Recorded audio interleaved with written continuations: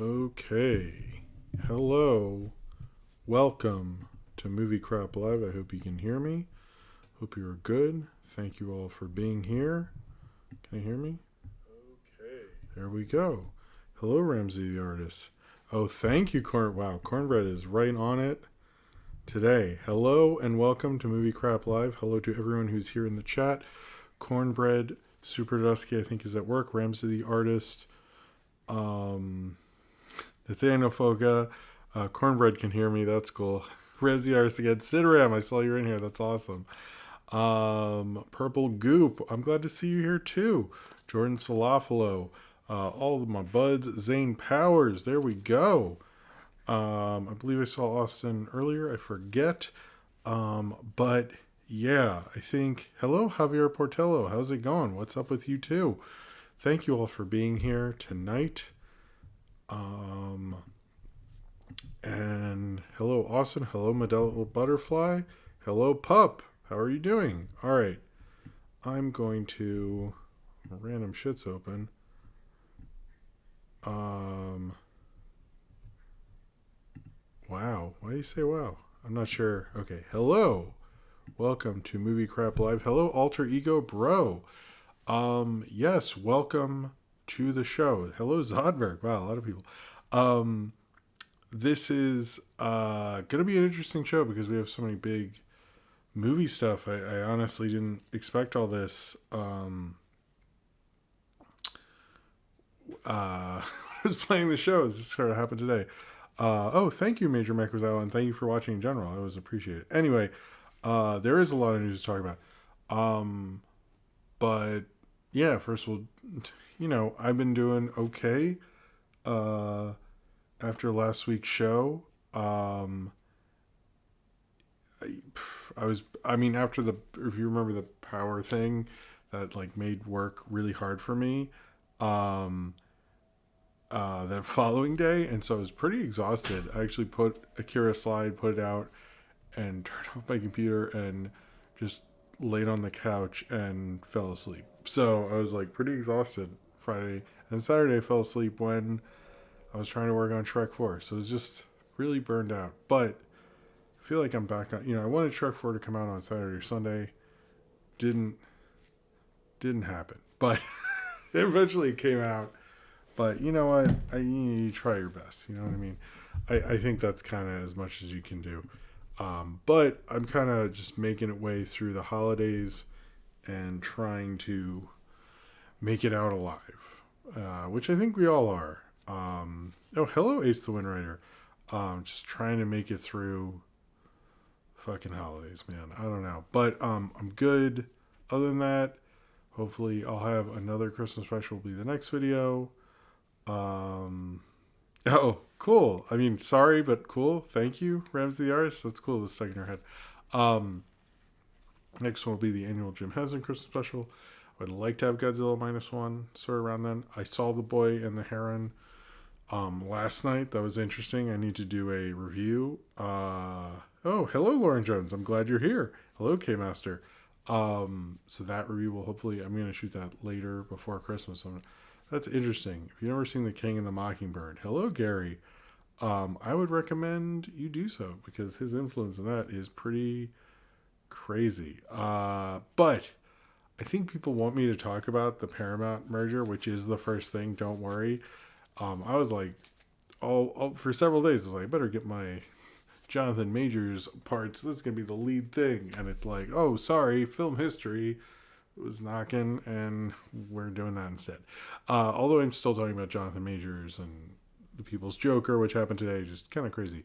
But I can't think of anything else. Also, before we start, this is the last show of the year. I kind of realized that even though there's a lot of big news this week, there will most likely not be enough things to fill a whole show with, as well as I just want to get other projects sort of finished, and like the next film art video is pretty much done. I need to like push it over the finishing line, and that's going to go out. That's going to have a different sort of distribution plan. I don't really want to get into that. It will be going on YouTube, don't worry, but I'll tell you more in the coming year about all those things. But yes, I think the next one after this will be January 3rd. Hello, Chan Talks More Movies. And I'm sorry I didn't like hype that up more. I kind of in my head thought, oh, there's going to be a show the 27th. And then the more I thought about it, I was like, I don't know if there'll even be any news the day after Christmas. Like, I don't know what there would be. Part of me wants to maybe do a surprise stream, but I kind of don't want to promise it because I feel like I need to finish other stuff and maybe sleep and things. So I was like, let's just not. So next one will be the 3rd. I'm sorry if I let anyone down. I should have prefaced that before, but in my head until a few days ago, I was like, that doesn't work. Anyway, I get the impression everyone wants to move on. I do have a energy drink which Cornbread guessed the right cartoon character, but not the right drink. So first super chat, I will reveal that. But let's move on to the Patreon Discord section. Let me drink some water. You will find out soon enough. But this and everything I do is hello. Oh, Austin says, might be a little quiet. Friends wanted me to play Mario Kart with me tonight. I'm Boo the Ghost. That's fine, Austin. Thank you for being here regardless. Cheers to you. Oh, sorry. This is he got the right Pac-Man, but I didn't know there were several Pac-Man energy drinks. I got this. It's Power Packed. This one, it's by the same company who did a lot of those weird ones. But, yes, Power Packed. That was the one. So this is the one tonight. I might try to just stick to the Zoa ones. I might not be because when I started the changing different ones, it was when the show wasn't as regular. And now I'm like, now I'm doing all this stuff. And it's kind of crazy. Anyway, cheers to you, Austin. Thank you very much for your generosity. And good luck playing as Boo the Ghost. I hope you win. You can make fun. If your friends listening, obviously they're way worse than Austin's like the greatest Mario Kart player ever. They're probably going to crash and pee their pants and stuff. But cheers to you, Austin. And I have another chat from Black Sea Winkle who said, hey, Jim, got laid off but got severance pay. First off, I'm very sorry. I'm glad you got severance pay. Thank you for the $2. That's very, very nice of you.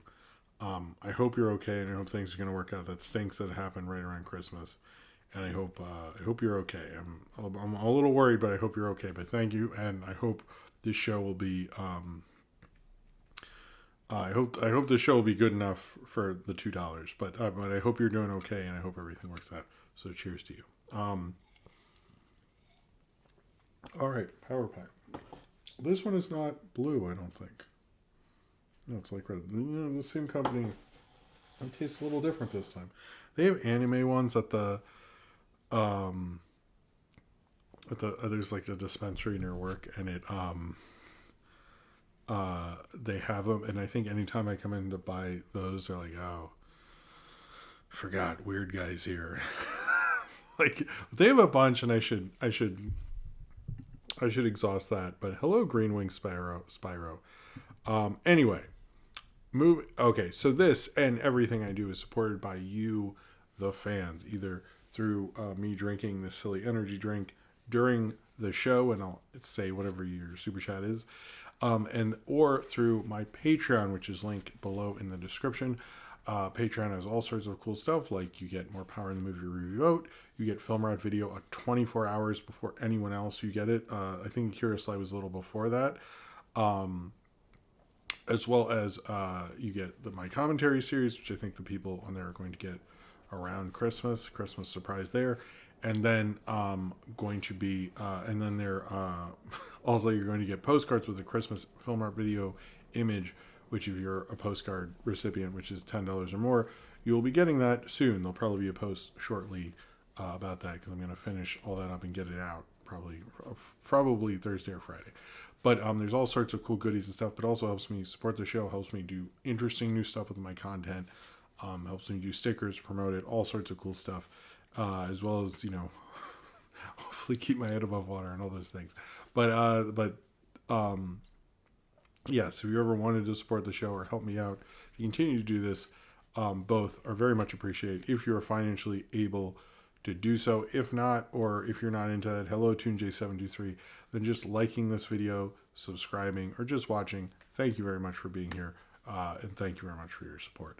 All right, start leaving stickers at the energy drink section. You know what? It's not a bad idea, to be perfectly honest with you.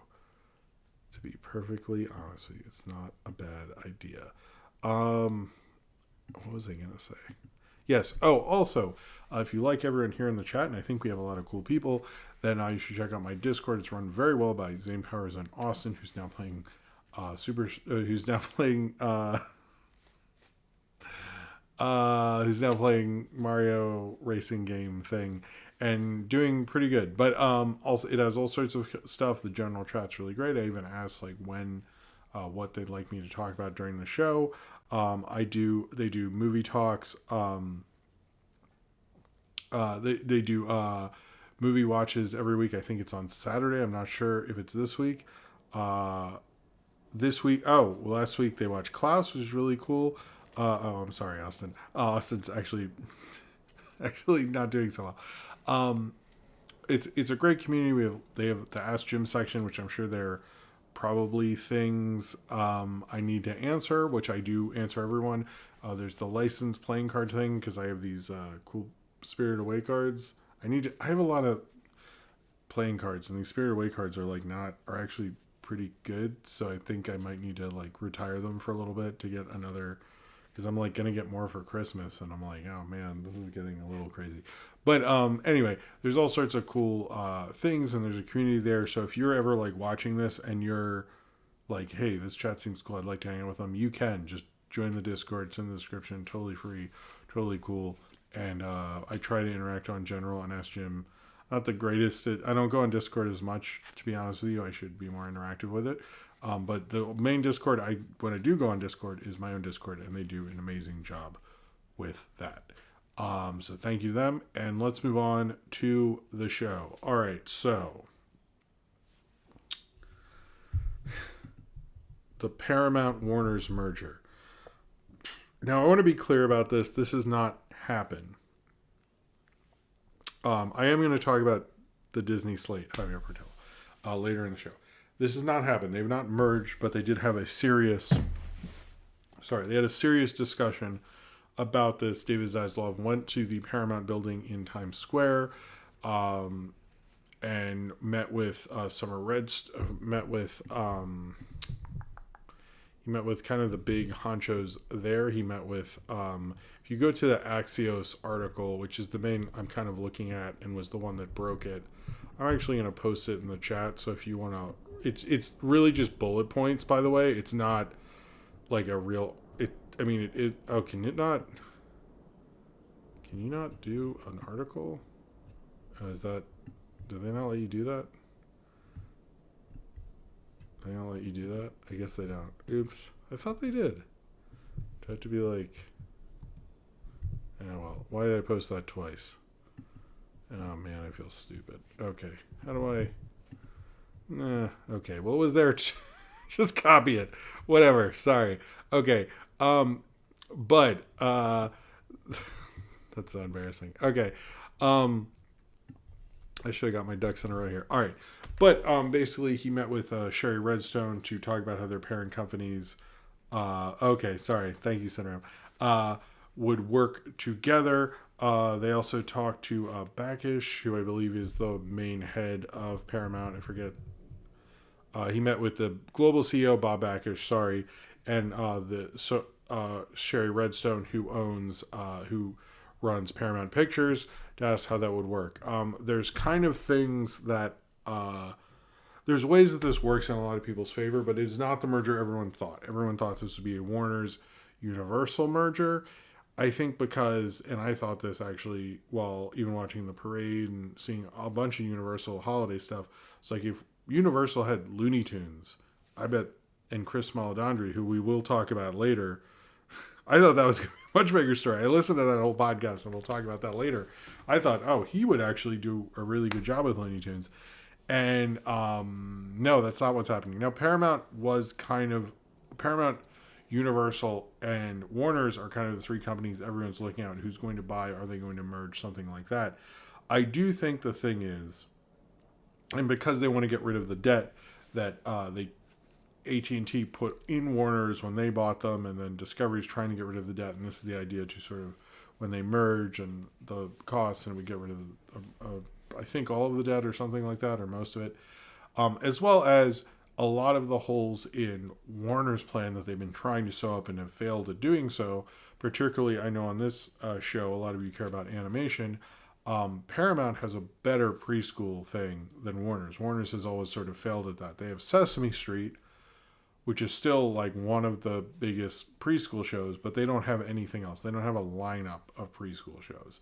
Bat Wheels is not really blowing up the way everyone thought it did. And I don't think they have much else. Whereas Paramount has like the new Rugrats show, which is doing okay. They have Dora, they have Baby Shark, they have like all these things for like the little kids, and that is very important for a streaming thing, because if you're making if you're making a streaming decision as a family, I can say this is why we have Paramount. Is like, oh, is there a thing for the kids? Is there a thing for me? And I will sign up for that one more so than one that like doesn't have that. Like I can't really have Shudder because I know my kids will accidentally click on that and I don't want to deal with that. But so like that's like that does make you more profitable. But first we have a super chat from Nattenbach64 says, didn't know that Andy Grammer's Good to Be Alive were Zaslav and John Malone's favorite song right now.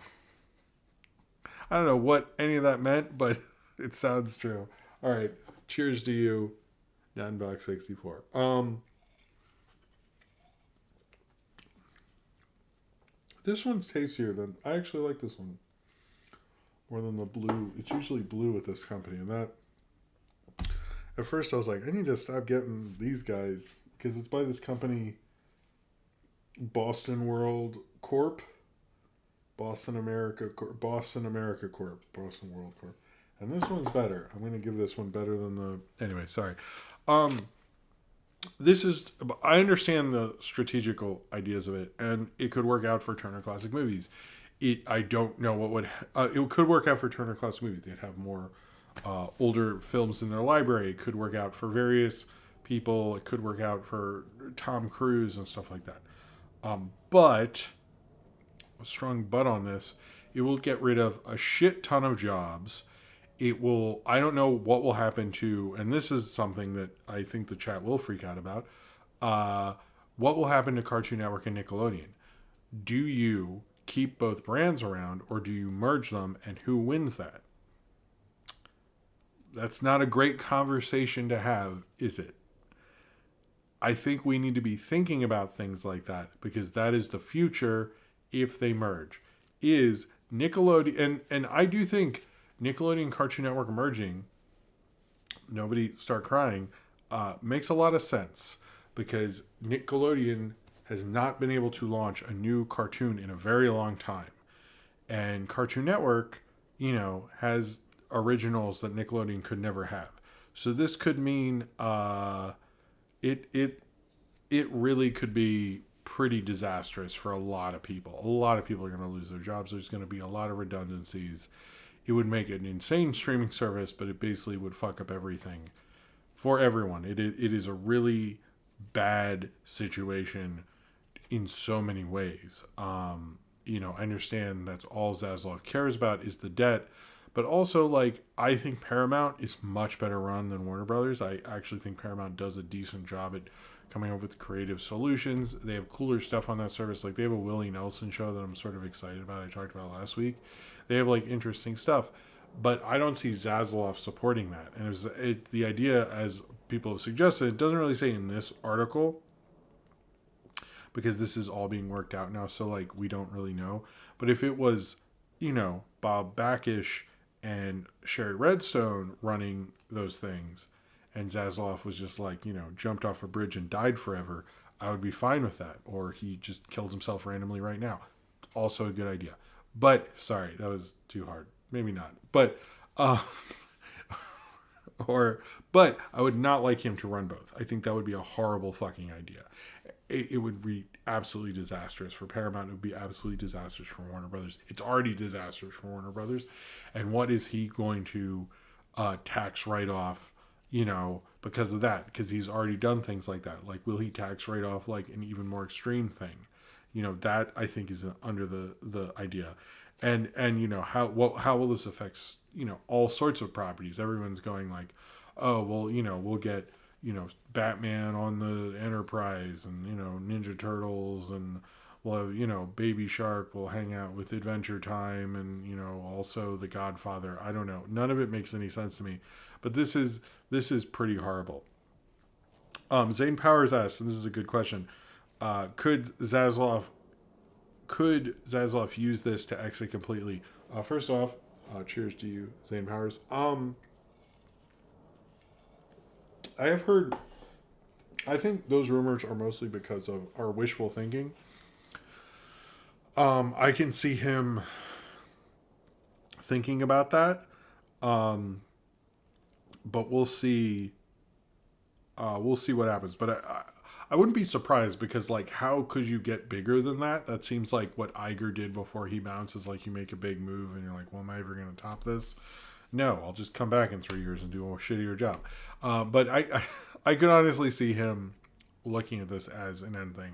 But I think most of us just want him gone. So, Ninja Turtles Mordecai and Rigby is a good idea. I actually like that. But Sinram says this means that Axel Foley could finally team up with Riggs and Murtaugh.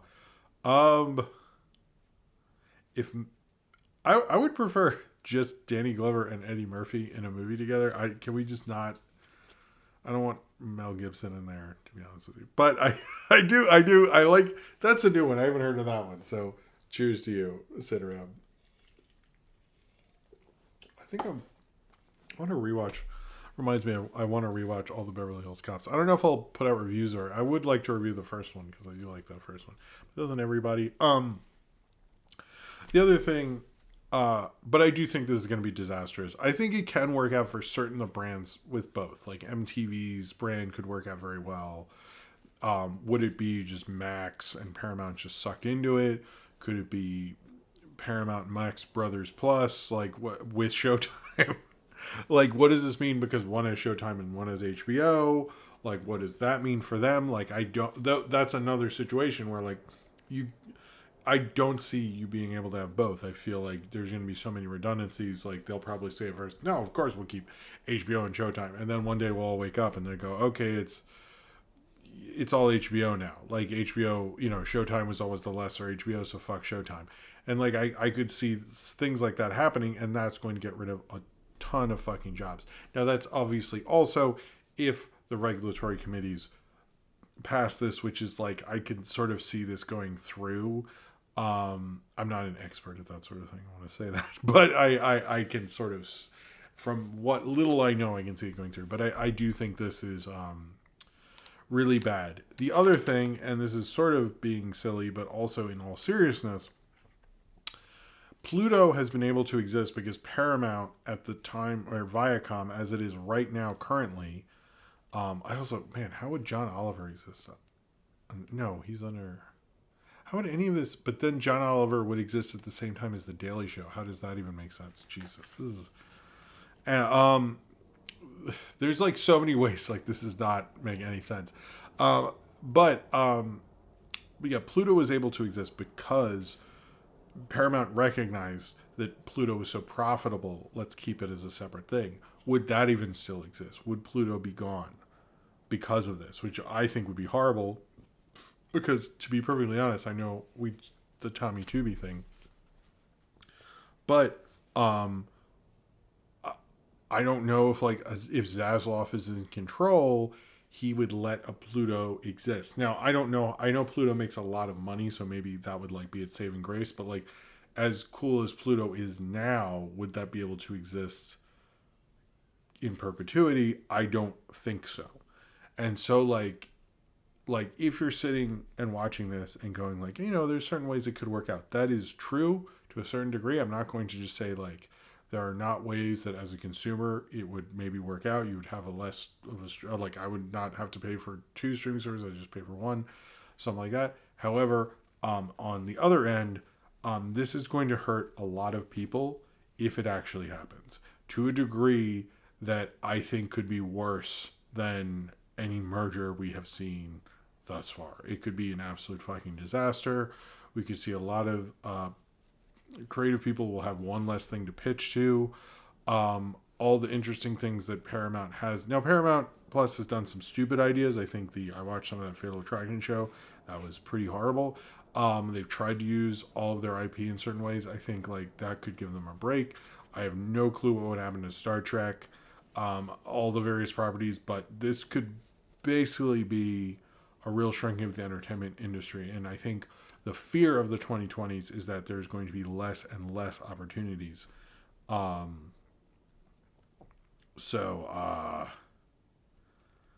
Yeah, this is bad. This is bad. So, some say that Tommy Tooby was behind this, and because he emailed, because look, Tooby and Pluto, not the closest friends, and I heard, maybe I shouldn't be doing this, but I heard that he actually, emailed David Zaslav and was like, it would be a good idea, and I actually feel dumb about this. Never mind. I don't want to do this anymore. I was gonna do a Tommy Tooby bit that he was behind this whole thing, but anyway, it started hitting me. I think the independent creator actually, there is more of an independent creator boom than there's ever been, which Zane Powers just brought up in the chat, and that is 100% true. And I think if we have half the amount of stuff we has done before than we used to have, I see that booming more and more and more. And it's going to continue to boom to a point that it's just sort of ridiculous. So I don't see that getting smaller. I see it becoming larger. But especially if this goes through and if Universal gets bought by Apple or something like that. I actually thought Paramount would get bought by Apple. So I'm a little surprised about that, but we'll see what's going to happen. You're watching. Can you take a picture, Caleb Wilson, and send it to me? I'm actually curious how that would look. You're watching the stream on my projection stream, but yeah. Anyway, let's. No, I was thinking of doing this bit where basically the idea of it was Tommy Tooby told his secretary there's gonna be some big news that's gonna drop this afternoon. I don't want to be here when it does, and he bounces the secretary. It's what is it? It's you'll see it when it happens. To fuck over Pluto, but I think it's anyway. I feel bad when I was talking about the seriousness of it. It was hard to be ho, Tommy Tooby's doing silly stuff. I think I can. Anyway, all right. Man, there's so many big things right at the top here. It's a little crazy. I'm going to talk about SteamBoat Willy, and then I'll do Jonathan Majors. I need a story transition there. SteamBoat Willy is going to turn into the public domain on January 1st, 2024. This does not mean Mickey Mouse, who's a trademarked character, by the way. He is a trademark character, so that is not actually going to happen, going to affect that. But if you wanted to make a kind of parody of Steamboat Willie or anything to that, you actually could, starting on January 1st. I am curious also how many of the other classic Mickey Mouse cartoons go in the public domain. I haven't looked that up. Steamboat Willie is a classic, a film history kind of classic. It's the first animation film to have sync sound. That's the kind of Zane Powers comment I'm used to. Oh my God. Zane Powers. Wow, buddy. I expected this. Okay. Is this the worst thing to happen since 9/11? Zane Powers. I mean, it is a bad thing that happened since 9/11, I guess. So in a way, you are not wrong. Cheers to you. Never change, Zane Powers. Cheers to you. But yeah, I don't think the characters can, because they've redone the copyright so many times. But I was showing someone on Twitter that you could do. Got him. You did. You did break me. You could. I was joking they could make a movie called Steamboat Willy, which could be, because it's a parody of, this is another Twitter thing, because someone was going back and forth about things, and I brought up Steamboat Willy.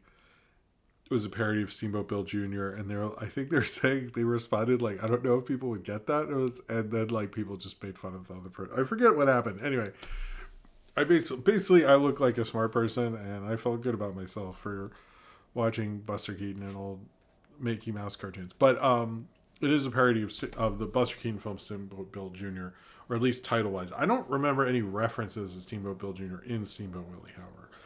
But I think title alone, people would have got that at the time. I do think this is a major deal that it is, but I do think this is a day that Disney has been dreading for a very long time. They fought it as long as they could, but now it's sort of over. So I think in the future, I actually want to do a review of Steamboat Willy at some point. But yeah, so remastered Cornbread said this in the chat. Remasters copy or restored copies are under new copyright, so they're talking about the original, basically sort of the original print. So other than Tommy Stathis, who I did the Cartoon Carnival thing and was in the New York Times actually this week. The guy who did the Night of the Cartoon Carnival, I did a mini documentary on. They covered him in the New York Times, because New York Times always ripping me off. No, because Tommy Stathis should be in there. He's kind of the great New York animation historian presently in my mind. But sorry, Dever, I should share that actually on Twitter. But we'll see. But yeah, Bring Up Plain Crazy is also going to be entering it this year. It is interesting. Steamboat Willy, I think, was the first release, but maybe the third produced. I think it's like Plain Crazy was the first. It's all by works. So anyway, you should go watch them. They're all really good, but they are entering the public domain. It seems like Disney is not fighting it. All right. But yeah, I want to do, that might be a future segment, but I can only do so much during the show. So the Jonathan Majors verdict came out earlier this week. I forget which day, but kind of surprised everyone for getting a lesser charge, kind of the least severe of the misdemeanors. This is like third-degree assault, which was a surprise. And the reason a lot of people mention that, because it was a surprise, because when he went down for... can Doug enter it? Sorry. Because when he was arrested, part of it was that he was accused of strangulation, which is not, almost every expert was like, that's not a thing that like the cops just go like, yeah, no, he strangled that girl. Like that's like you have to fuck up. You have to really do something like real tremendously shitty for that. That's like a charge. Nobody like just, it's not like a drug thing or something. It was like a real thing. So it's actually very surprising. He got that lesser of a charge. He was not guilty for so many of the other ones, but they still chose to do that one.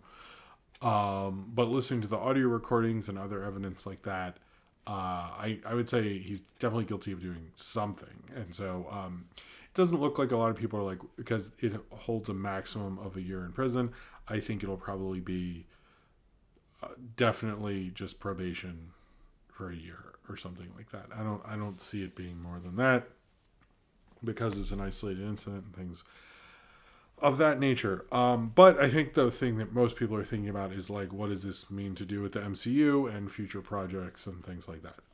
Basically, I mean, the thing with what happened that day was the verdict came out, although it wasn't as severe as it possibly could have been. And that was the jury's decision. I wasn't on the jury. But I still think, based on the evidence I saw, something should have happened, and it did. However,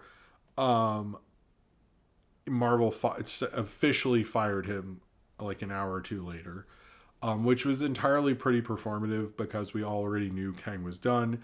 The thing I want to clear up about this is not that like Marvel is being like the virtue signaling thing people like to say.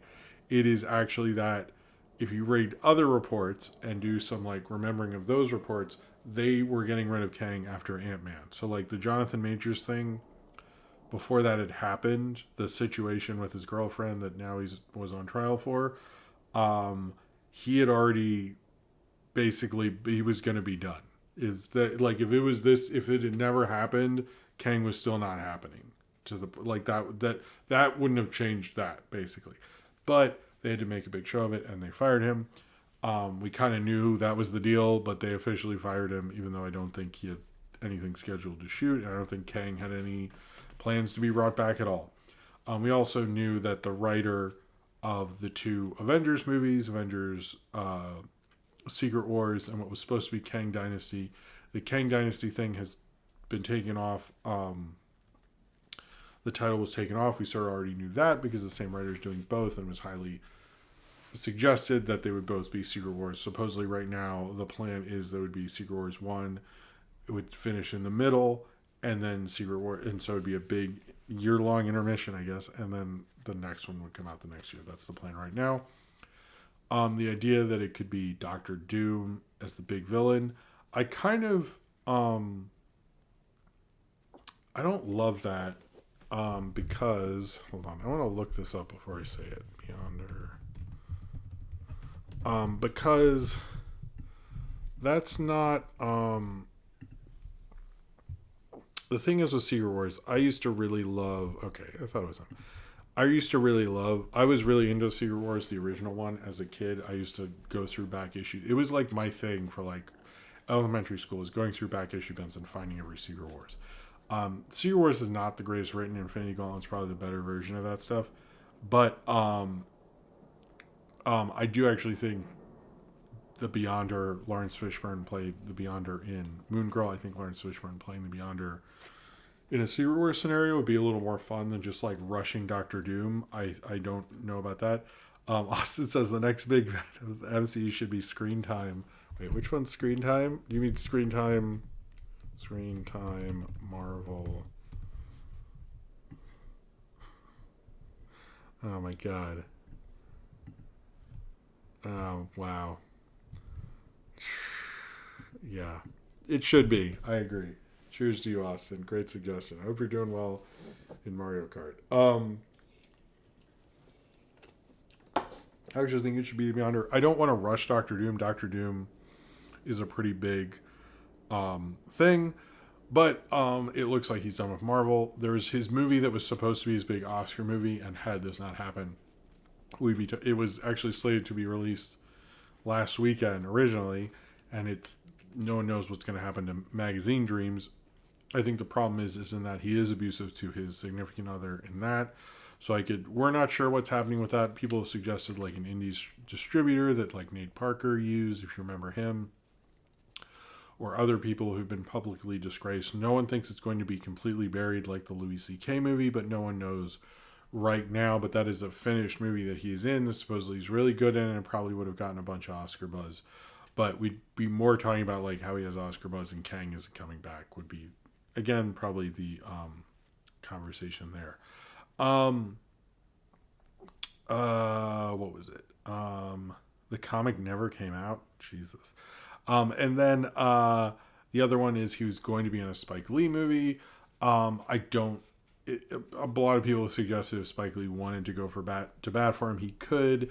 I sort of don't see that happening. I just like if he really wanted this guy, sure, but I don't see it happening in any real degree. So I don't think it will. And yeah, Jonathan Majors, I think, needs to probably just take some time off, work on himself, go to therapy, then maybe do a big interview thing, work on an actual comeback. I think Magazine Dreams, we're going to wait to see what happens there, and other projects that he's probably attached to that I forgot about. But I don't think him being in mainstream Marvel stuff like that, those days are over. And if they're going to come back, they're not going to come back for a while. So I also feel bad for Creed 3, which I thought was a great movie. But I think that's probably been the biggest victim of all this, because anytime I talk about it, people don't want to watch it because he's in it. But he's like, the bad guy. So I hope, I don't know. I'd still recommend Creed 3. That's, I don't, anyway, but I hope his victims are okay, first off, and feel vilified and stuff. But I do think he is probably pretty done. I don't think he's coming back anytime soon. I do think, and I'm not sure what Marvel is officially going to do. The Doctor Doom stuff, I'm like, sure, but I don't really want to rush Doom. But it seems like maybe they're working out a plan. And those Avengers movies, a lot of people said, like, those can keep being moved back if they want to. They're so far away. So I think, like, maybe there'll be, like, a Doom series or something like that. But we'll see what happens. But it is sad to see someone so promising fall from grace so much. But I think they fall from grace of their own doing. But Magazine Dreams, I'm curious what happens with that. I haven't heard the greatest things about the movie, but I've heard he was very good in it. And had it been released like the original plan, I think we would be talking about that with Oscars, and I think probably more so because Best Actor is a little more open-ended, so who knows what would have happened there. So now, next up, Galactus I think is going to be in Fantastic Four. But yeah, they could use Galactus in Nathaniel Fogel. That would actually be interesting. Good point. So the People's Joker. Remember that movie? We all kind of forgot about it.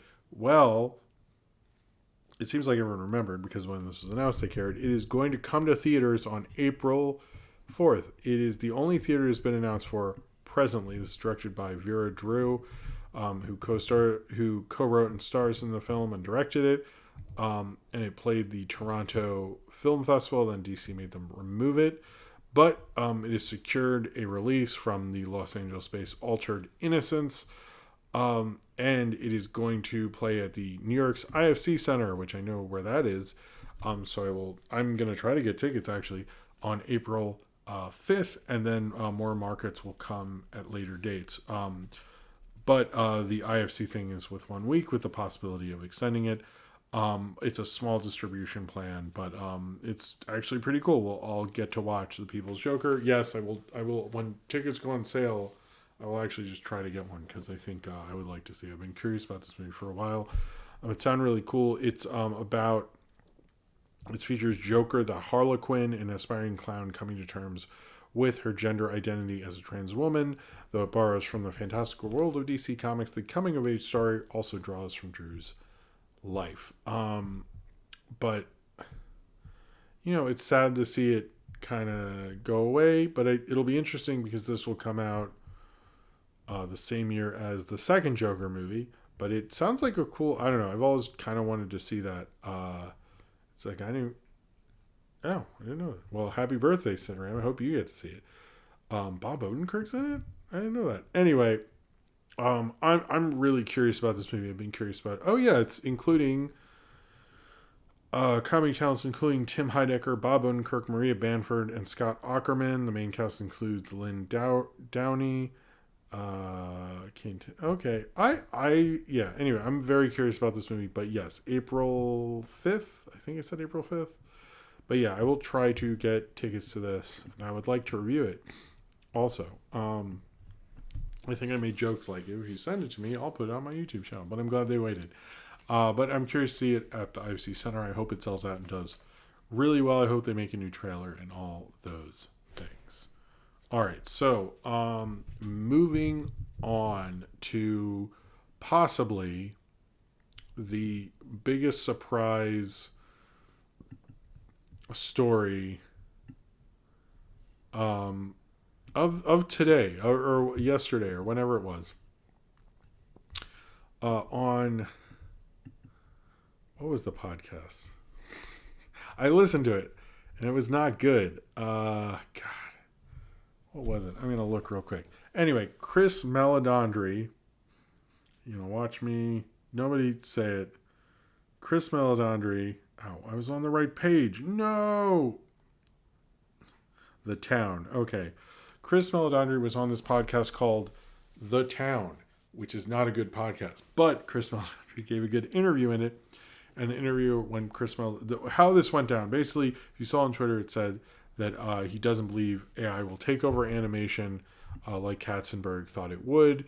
If it does, he basically said, but yeah, basically didn't think AI would take over it. But what really happened on this podcast with this, God, the host was like, definitely a guy who likes like sports, and he's like, I've seen Blade Runner a lot of times. I think I know lots about movies. Blah blah blah. It's like, oh, God, and he talked really loud, and he had enthusiasm. Like, fuck that. Like, what the fuck? It sounded like he liked life and stuff. You should come on this show where like there's like a mild sense of depression with an energy drink. Like that's what the people want. Clearly, all 45 people want from a strange show. Anyway, the host of that show sucks. Sorry for him that he sucks and that's his life, sucking all the time. But when he's not busy doing that, asking annoying questions, he did first ask what Chris Meledandri was saying, how he does feel. And by the way, I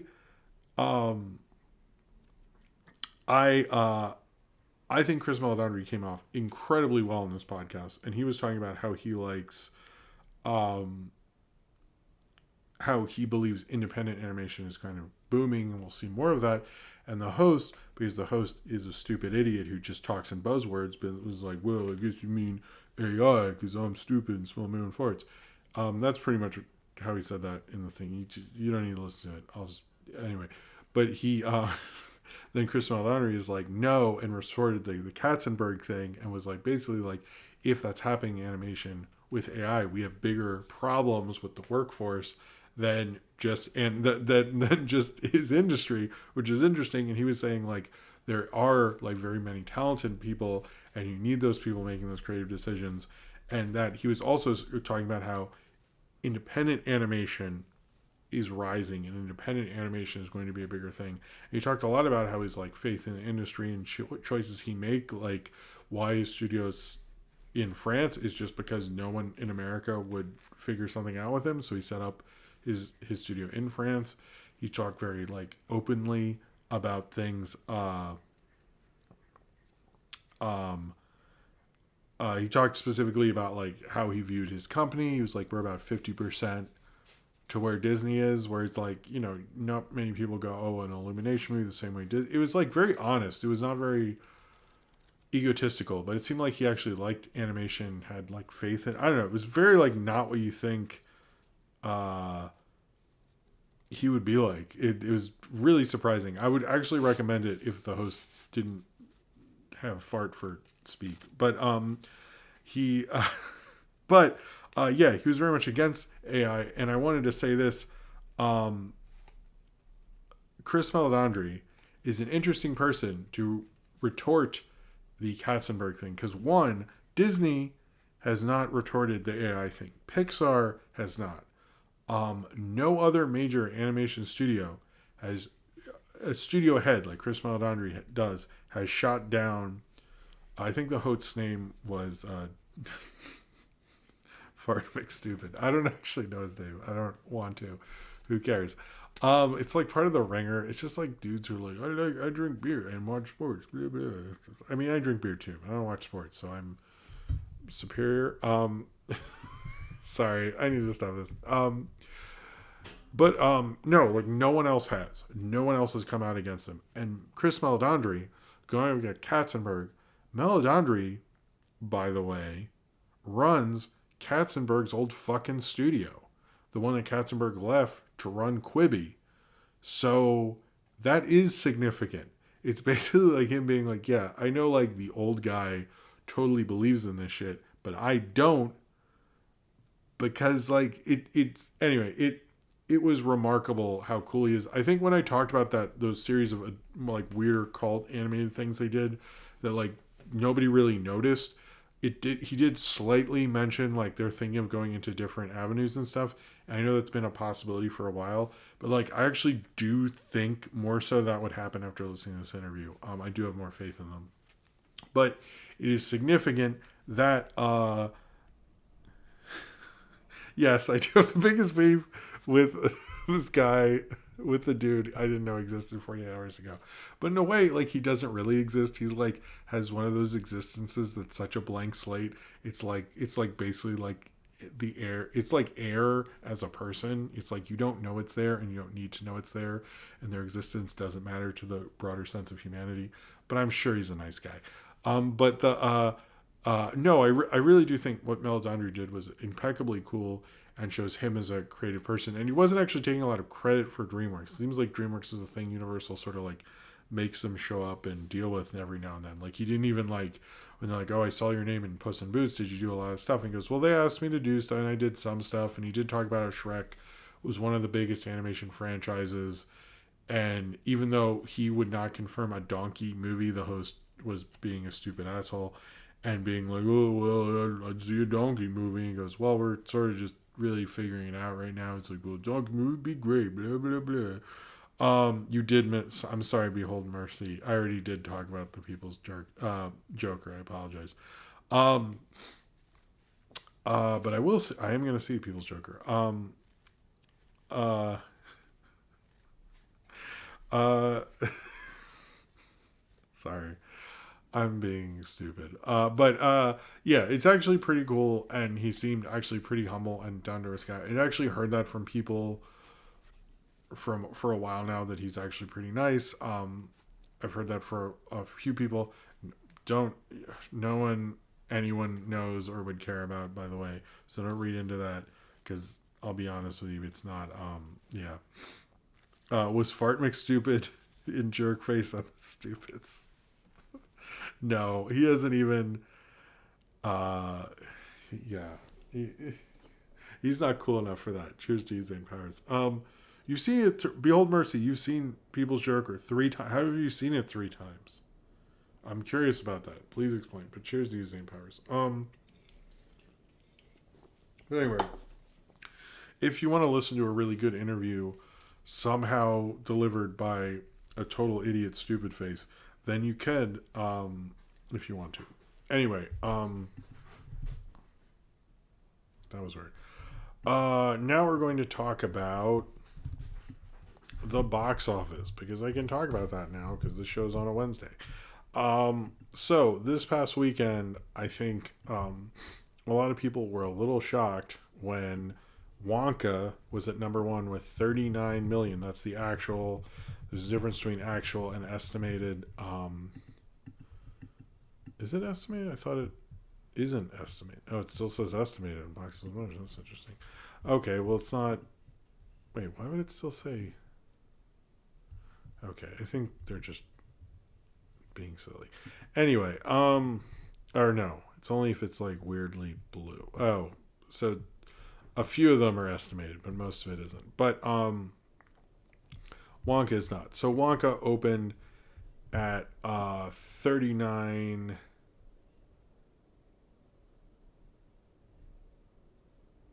$39 million. One thing I should point out about this box office number, oh wow, Behold Mercy's seen People's Joker in a bunch. Well, good for you. Congratulations.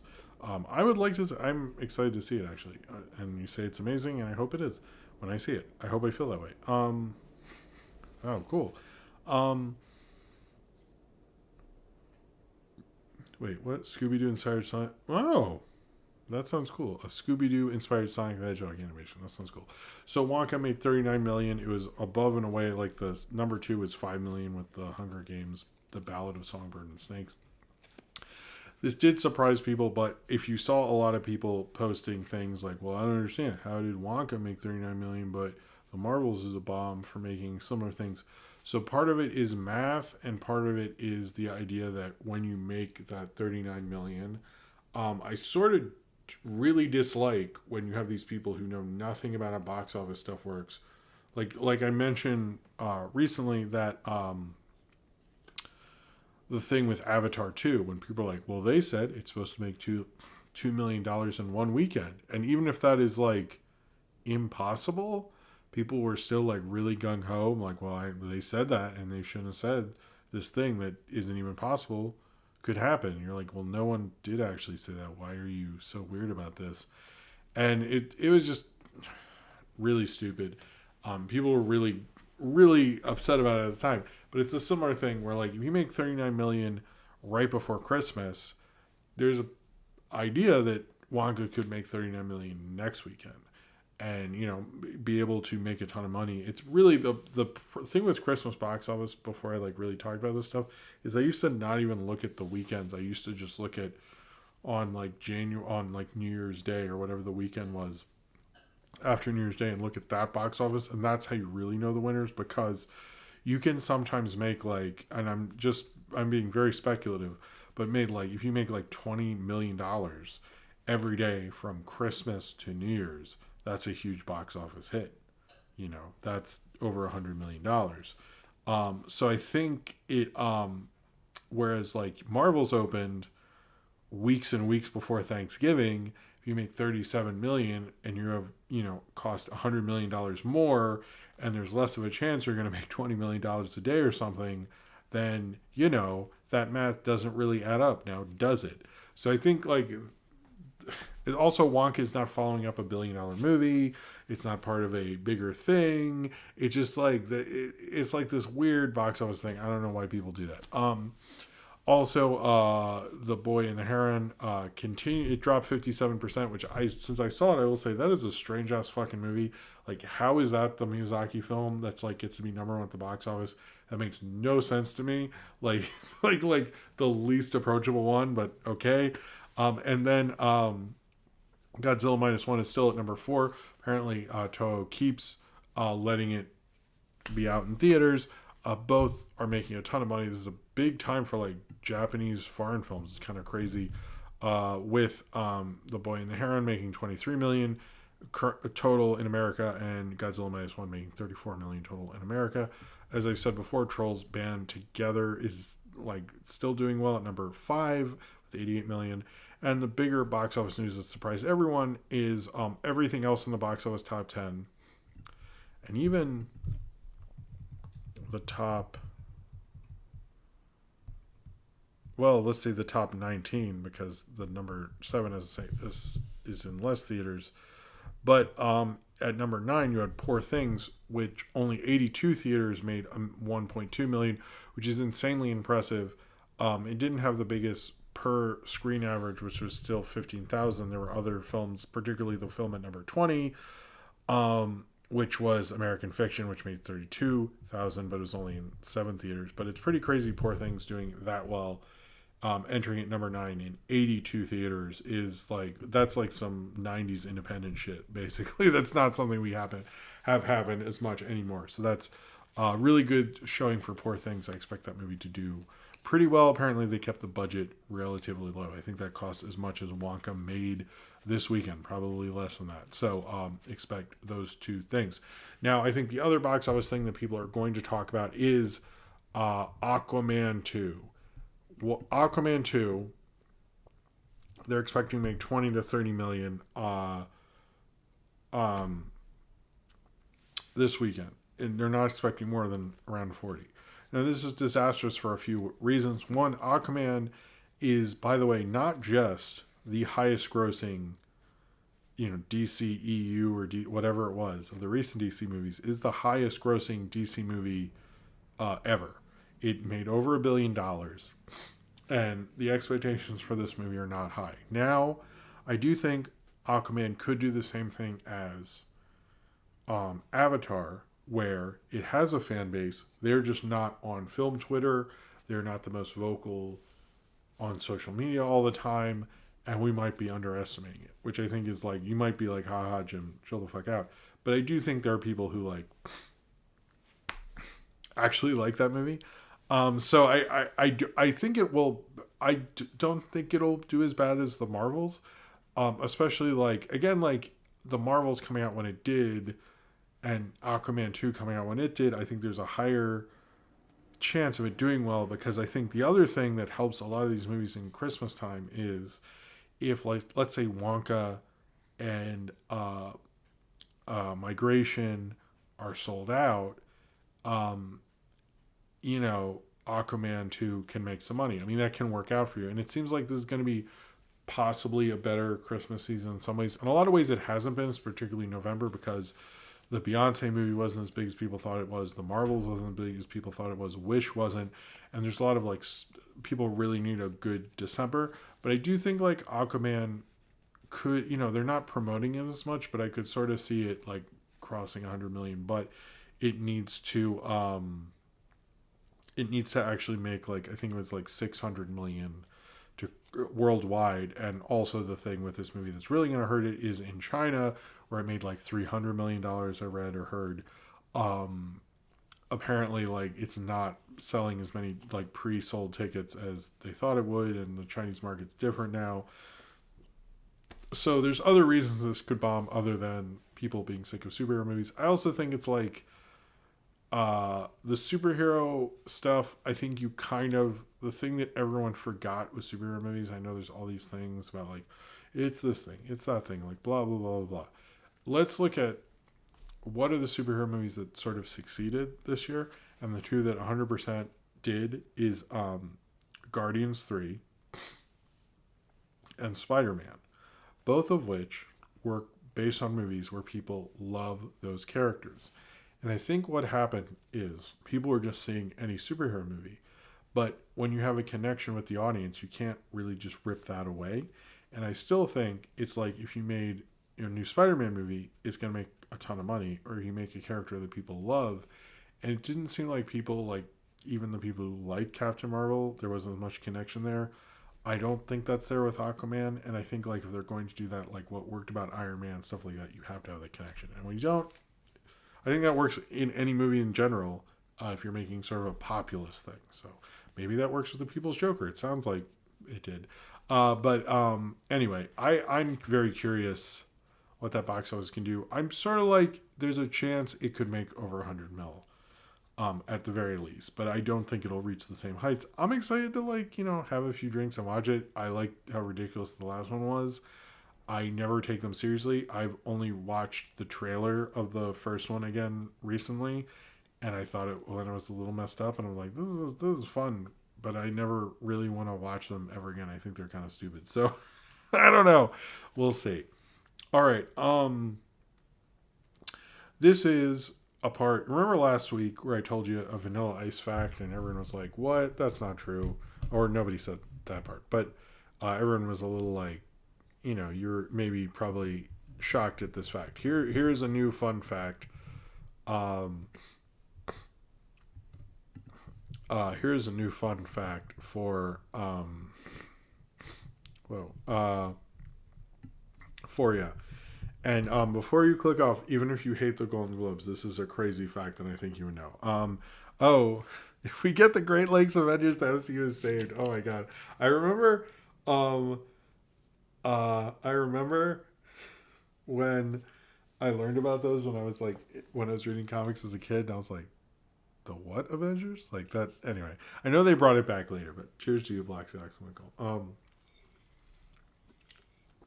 And someone was like, I remember when someone told me, they're like, they have East Coast, they have West Coast. What about the Midwest? And I was like, oh, I guess so. And as a kid, I was like, that makes sense. Anyway, okay. I'll tell you this Golden Globes thing, and then we'll check out this Twitter thing. All right. So, if you're like me, you were probably like, how did the Golden Globes come back? And Richard Rushfield, who runs the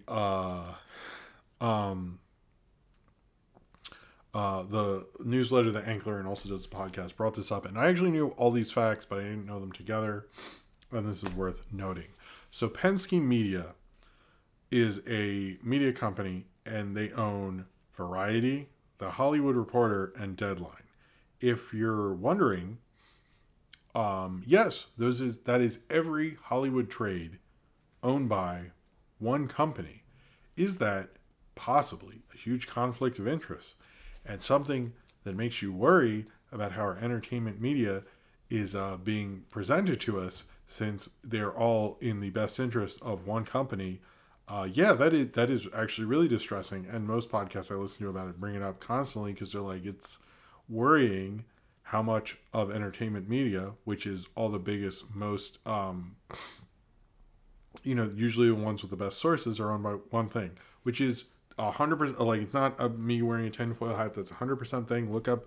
You can You can look up Hollywood Reporter, you can look up Variety, and you can look up Deadline and type in with Penske Media. It's literally on Google. It's real information. Guess who owns the Golden Globes, guys? Penske Media.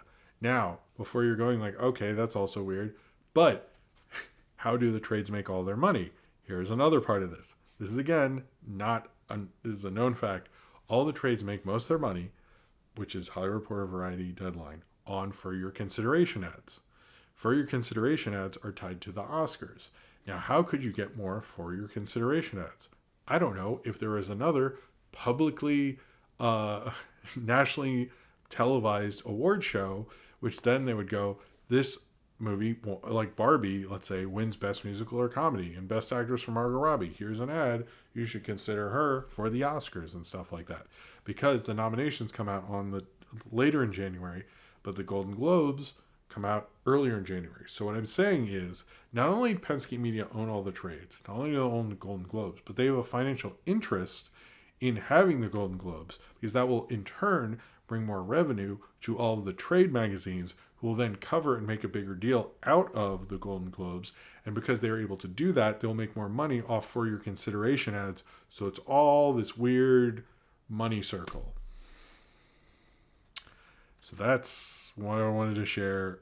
Anyway, that is Richard Rushfield described that recently, and he was saying it's like a major issue, and how are they allowed to do this, which I 100% agree. So if you're wondering why the Golden Globes exist, it's so Penske Media can make more money off of advertising for their trades, is probably a major consideration, because that is actually how they turn in the black every year, is the For Your Consideration awards ad. So that is also why they very much are pro the Oscars, because they make money off of those things. So this one company is basically keeping the Golden Globes around because they will be able to make more money off of advertising that will come from this one award show that they also own.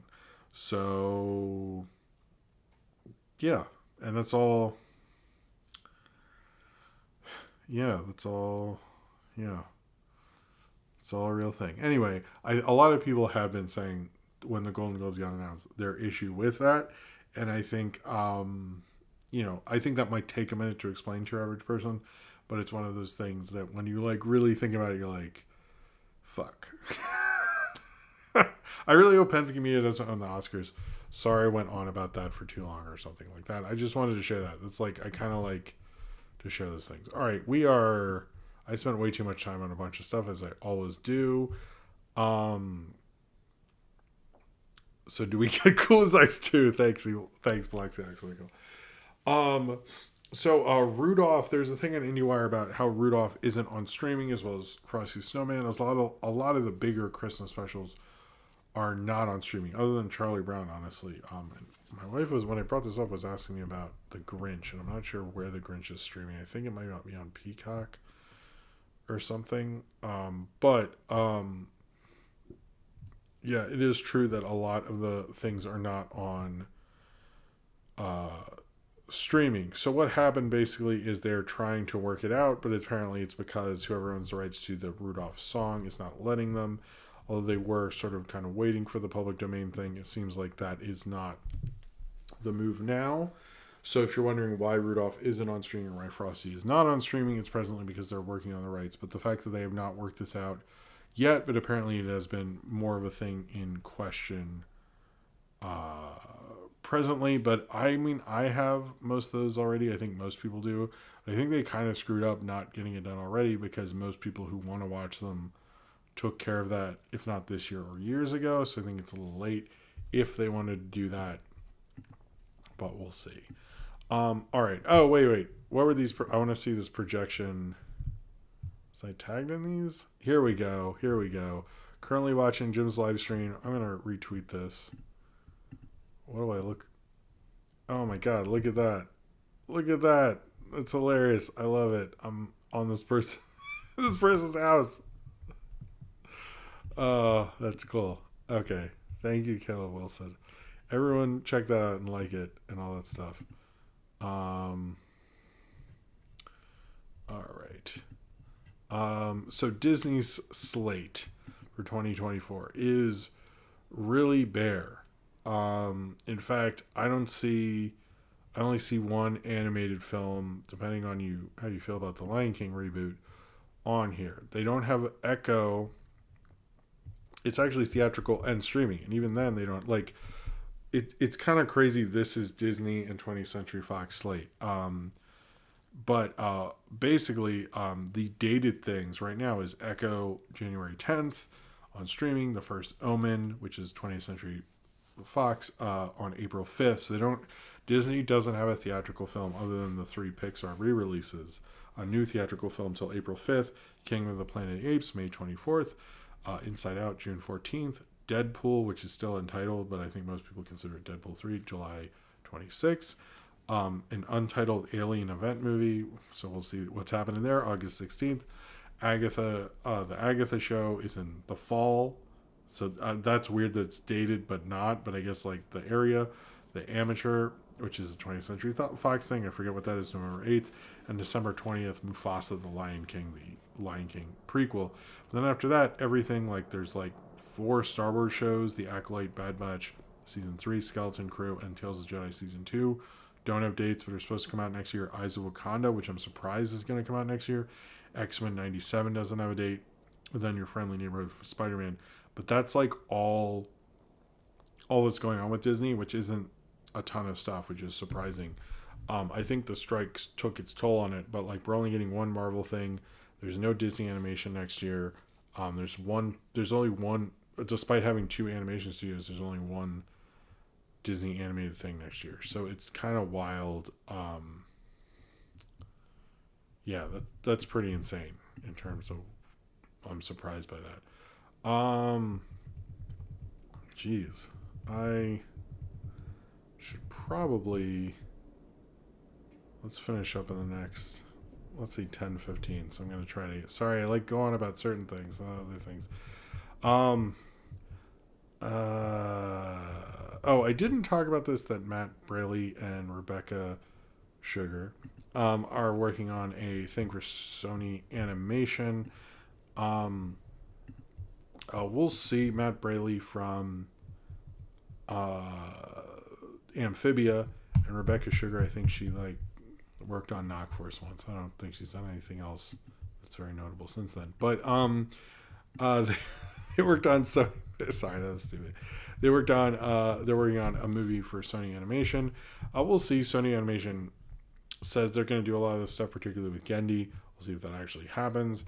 I would like it to happen, but we'll see. It tells the story of a young boy who goes on an emotional journey to a fantastical world of Thai spirits where he hopes to have his illness cures. And Braley will direct, and Rebecca help write the script. So I think that'll be cool. I hope to see that. Thank you, Gary.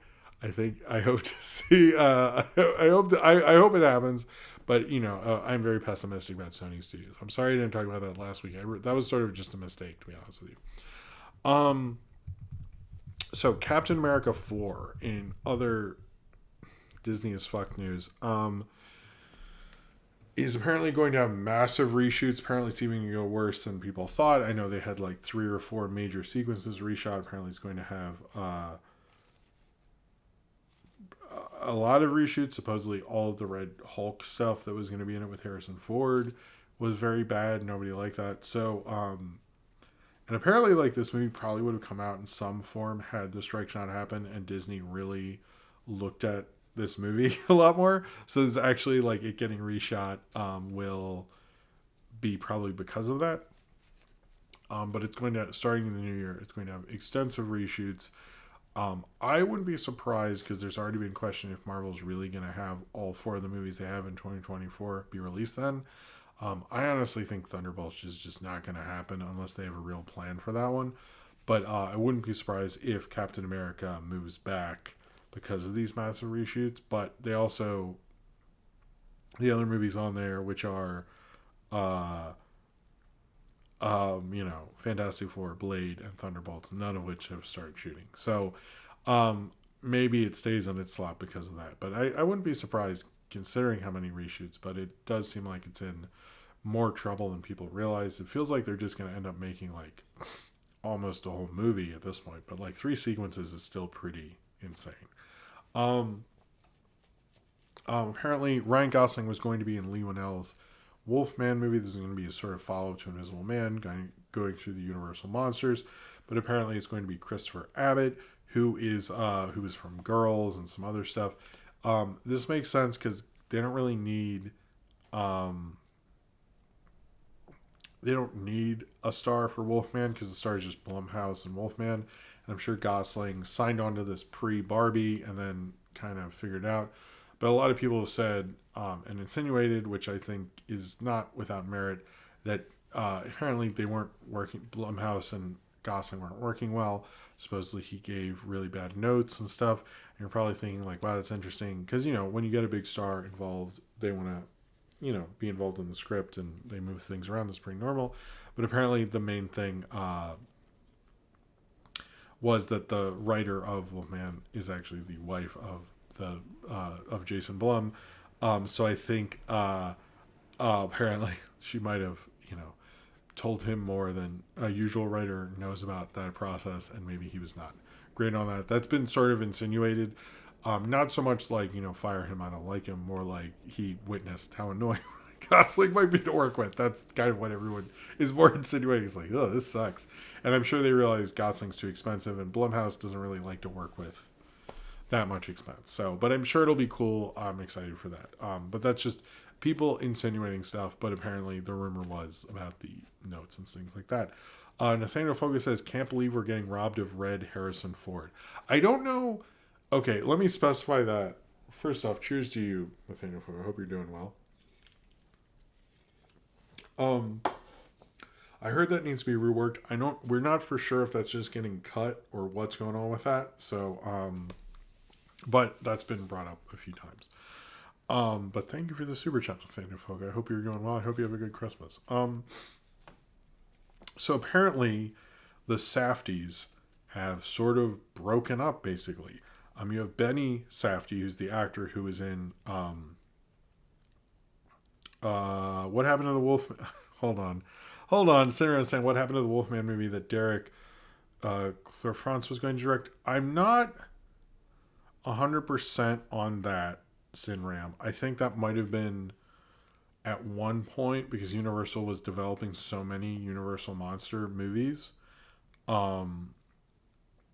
I think what happened was that might have been one of the ones being developed, and then I think when Lee Winnell and Blumhouse really took over, that might have just like fallen under the it might have just like kind of been like cast aside at some point.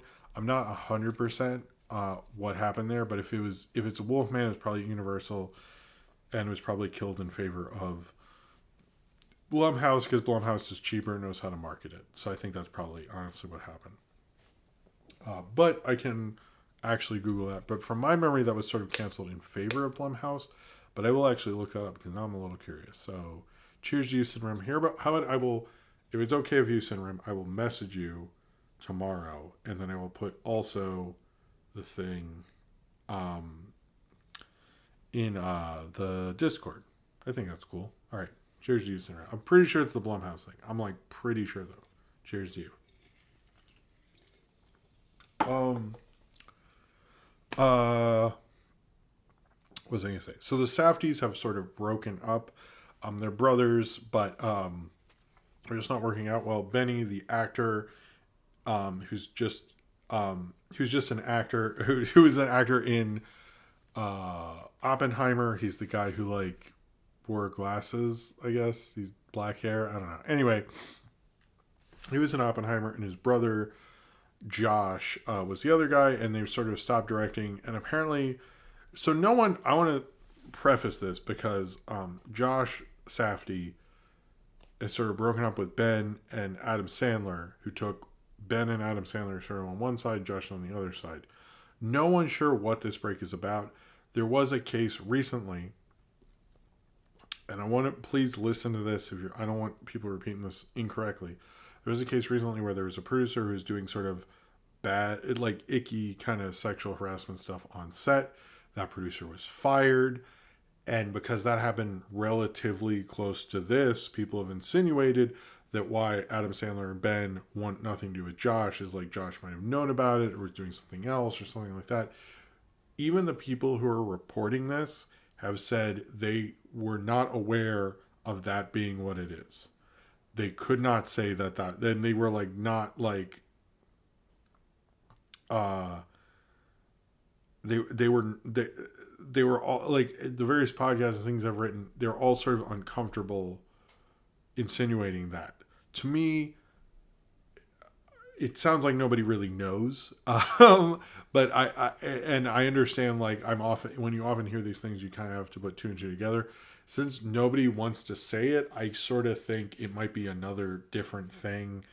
But maybe like that different thing and the sexual harassment thing kind of like mixed, it was like that and that or something like that. No one really knows, but we do know is they're not really working together. The movie they had in Netflix, which was sort of a sports memorabilia thing, a lot of people said it might not even happen, but they're not sure what the contract is with Netflix and Adam Sandler and stuff. That might just happen with Benny and Adam Sandler. But Josh Safdie is no longer involved. So that kind of stinks because I would have liked to see that Adam Sandler movie from the both of them, but maybe it'll still be good without Josh Safdie. But supposedly it's to the point where Benny and Josh were at a wedding and they were seated separately away from one another. So like they're like to that point that like people know. So yeah. But I mean, yeah, so insinuating it's that thing is tasteless, but we do know, because Benny has commented on that in a GQ thing, I believe. We do know they are separated. That is like a fact at this point. Benny Safdie has talked about that. Adam Sandler probably won't, but we do know that. But yeah, they're definitely not getting along. Benny Safdie was pretty gentlemanly about it in the quote that I read. Okay. I'm not going to get to talk about the kids' Emmys, but I want to congratulate Moon Girl for winning Best Animated Special instead of Series for some reason. I don't understand that, but whatever, it won an Emmy. Then Voice Directing, Main Title, which the main title thing is great, and Casting for Animated Program. Also, Jack Black and Eric Bauza won, and Sesame Street always wins because Sesame Street is great. I did see... I did see the Godzilla -1 black and white trailer. It's coming out in Japan in January. The black and white thing that started with Fury Road. I think in Fury Road's case, because like people had heard about it and wanted to see it, and then suddenly all these like kind of artier blockbusters want to do it too. I don't really get it because a lot of these aren't like shot for black and white. It's like different lighting entirely, and like it's weird that they do it. But I get that with Godzilla -1, the first Godzilla movie was in black and white, so there's a little more like precedent there, and it did look cool, but I find it like a very strange trend. It's like, why are we doing this? Because Fury Road did it? Like, why Logan did it? Like, I just find it like so weird, but like, fine. I mean, I would probably watch it again in black and white. It sounds a little interesting, but like, I don't know, It reminds me of, there's a really cool William Wellman film, not my favorite, but the look of it is really cool, called Track of the Cat, where he shot, the theory of it was, what if you shot a black and white movie with black and white kind of lighting and shot it in color and only had certain colors pop, and like he really messed around with color. It's a cool, if you ever see Track of the Cat, like the look of it is really cool because it doesn't look like any color movie at the time because they used different lighting because he wanted to make an experimental kind of Western, and it's pretty cool. Anyway. I think I'll just talk about a few things, and then we'll do an obit, and then I'll take a break, and then we'll do the segments, which I didn't talk about at the beginning, but it's going to be a review of Aqua Teen Season 12 and Carol and the End of the World, just a quick reaction thing and stuff like that. And, sorry. All right,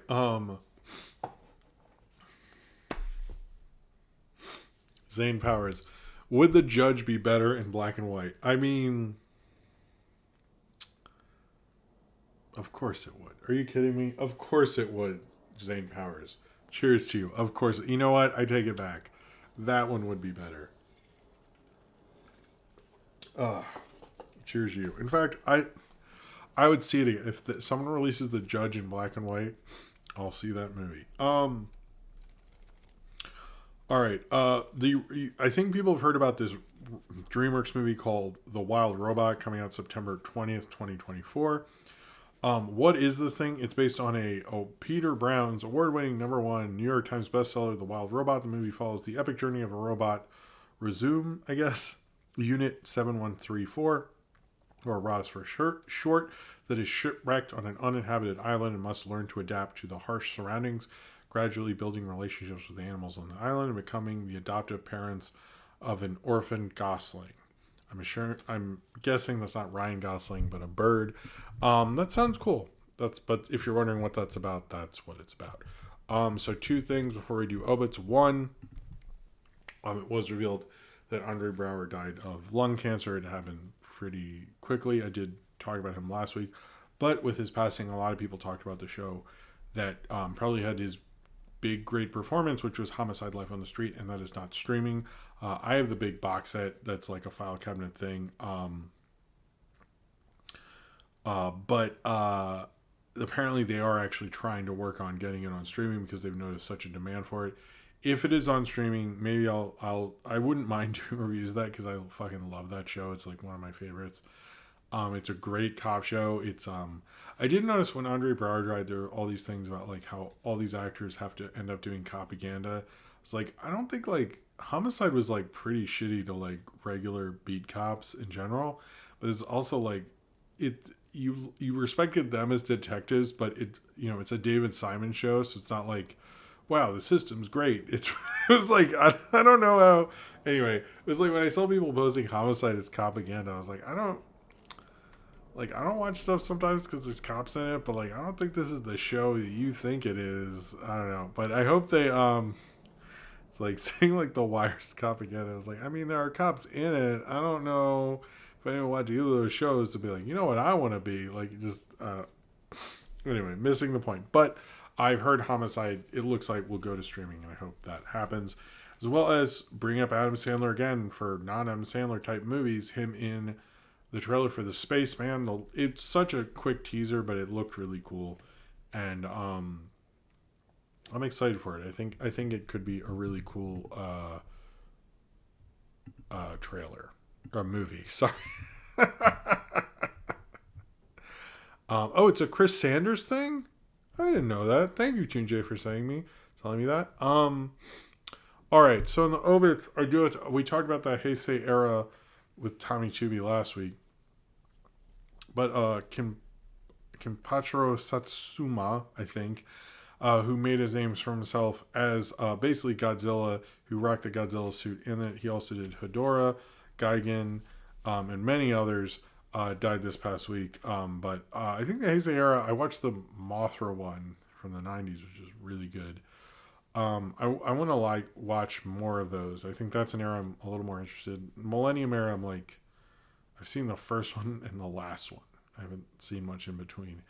But in general, I'd like to watch all those. But anyway, RIP to him. I think, he gave a lot of people a lot of great memories from a lot of those great Godzilla movies. All right. Now I'm going to take a quick bathroom break, blow my nose. For some reason, I'm not sick, but I get a certain amount of snot from the whole thing. Jim, did you see the Toho found a colored film of Gojira 1954 about a year ago? I see, the thing is, like, I'd heard of those, but like, I'm not as into that because the whole point of Gojira was to make it in sort of a documentary type way as Ishiro Honda wanted. So I always thought that was a weird choice. Anyway, that's just sorry. I'm particular about this stuff. But, so when I get back, I will do a full review of Aqua Teen Season 12, as well as do a thing about Carol and the End of the World.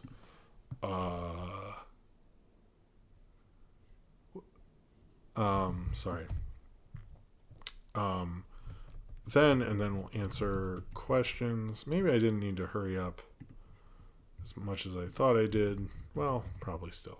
So we have enough time. We want to have enough time, you know what I mean? All right, so I will be right back, and then we will go through all those things. And I want to thank you all for being here And I also wanted to say one thing about this audience and my audience in general that I don't think I have said before. But I gotta say, anytime I like post like, "Hey, I don't think I can get this done today," or "Oh, I need to take a break," I never get that. What I always hear other creators do, and this isn't like Saber or anybody has never said this to me, but I've heard other creators, I've heard them complain like, "Oh, you're getting this for free. Why are you bugging me and stuff?" I never. First off, I don't personally feel that way, and secondly, I never hear you guys ever do that to me, and I want to thank you very much for being as cool as you often are. Um, I really appreciate that. I really gotta say, I think I'm very lucky to have this cool audience that I have. So, thank you all very much because I never feel pressured, even when I'm like too exhausted. And I myself would like to finish a certain video and can't. I never get a DM or it's like, where the fuck is this video or something like that. So, I want to thank you all for being as nice as you are to me. It's really, really appreciated. It makes this so much easier in a lot of ways. But anyway, it keeps pausing. What do you mean? I keep pausing and the video keeps pausing. I don't know what that meant. Oh, badly timed ad. I'm sorry about that. Anyway, I'm going to go. I'm going to go take a break real quick, and I will be right back after these messages, and I will see you, and we'll talk about Aqua Teen when I get back. All right, cool. See you soon.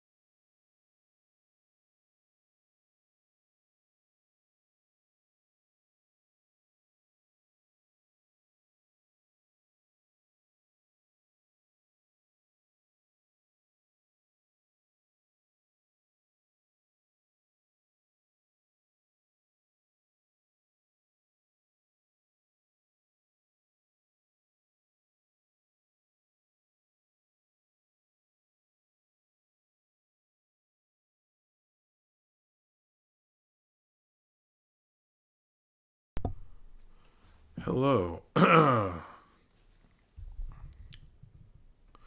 How's it going? What's going on?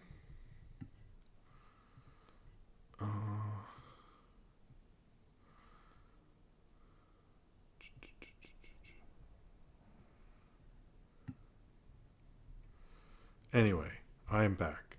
I do want to make like a weird. Oh, you sit around me very easy to be nice to. Cheers to you, man. Cheers to you. Oh, I do want to say, I think. First off, I didn't get to say this last time.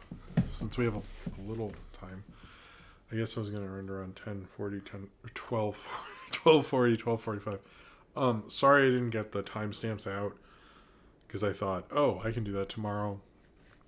Maybe during my lunch break or something real quick. And it was a dumpster fire Friday, so it didn't get done until like several days. And I'm sorry about that. Tonight I can actually do it right after the show, so apologies for that. But also, I realized like last time I did a thing where a while ago I did a thing where it was like, oh, all these things are coming out. And a lot of them I haven't gotten to do, except the X-Men one, which I have actually worked on a lot. I just haven't gotten to shoot, so I need to finish up and read some. Anyway, that one I've worked on. But I will say if I've shot something, I might actually tell people when it's coming out. But I will say I've shot a review of The Killer, Saltburn. Wasn't there another one? Godzilla -1. Those have been shot, so those will come out in a few weeks, if you're wondering. And I can't think of something else. I think there's more, and a Muppets thing and all that stuff. So there's cool stuff coming, I think. And there's probably something else. I'm like forgetting while I've done. Anyway, but yeah, sorry about the delay of the thing. And yeah, everyone check out the donkey thing. I think that sorry it came out so late last night. It was just like trying to clean up and took forever to get home and whatever. All right. Oh man, when I saw the boy in the heron, sorry, this is the other thing that happened last night. I had this huge Christmas present for Oscar and like all these like Christmas packages, and I was in the wrong seat and someone had asked me anyway, but everyone around me was either a couple or a bunch of like cool young people, friend groups. And it was me with like all these like little kid Christmas presents. And I definitely look like, with all these bags, I definitely look like older weird dude seeing animated movies. So that was my vibe last night. So, if anyone, I was like, I hope no one takes a picture of this because I'm going to look like a crazy person. Okay, what was I going to say? Okay, yes, Aqua Teen. Season 12. Let's talk about that first. So, Aqua Teen. Aqua Teen came back for a 5-episode 12th season, and that is what we're talking about today. I have liked Aqua Teen since I first saw it. When did I see it? Like in 2002, and I've been a huge fan of it ever since. This was an interesting one because it's the first one that didn't have like a different kind of name. It's just called Aqua Teen Hunger Force since a long time. I think this was a decent enough return. I don't even really feel like it's a reboot because nothing so much changed. But if you saw my reaction to Aqua Teen before, my first reaction thing, most of how I felt about it didn't fully change because my favorite episode is still A Quiet Shake, which was a cool parody of A Quiet Place. I thought that was my favorite episode, the one I liked the most. However, there are other ones I liked, and particularly the other 3 episodes, which with Master Shake trying to write a screenplay, and then like all these coffee machine and accessories sort of take over, as well as there's one after like Get a Lift Upon a Sit Upon, which was sort of a take on the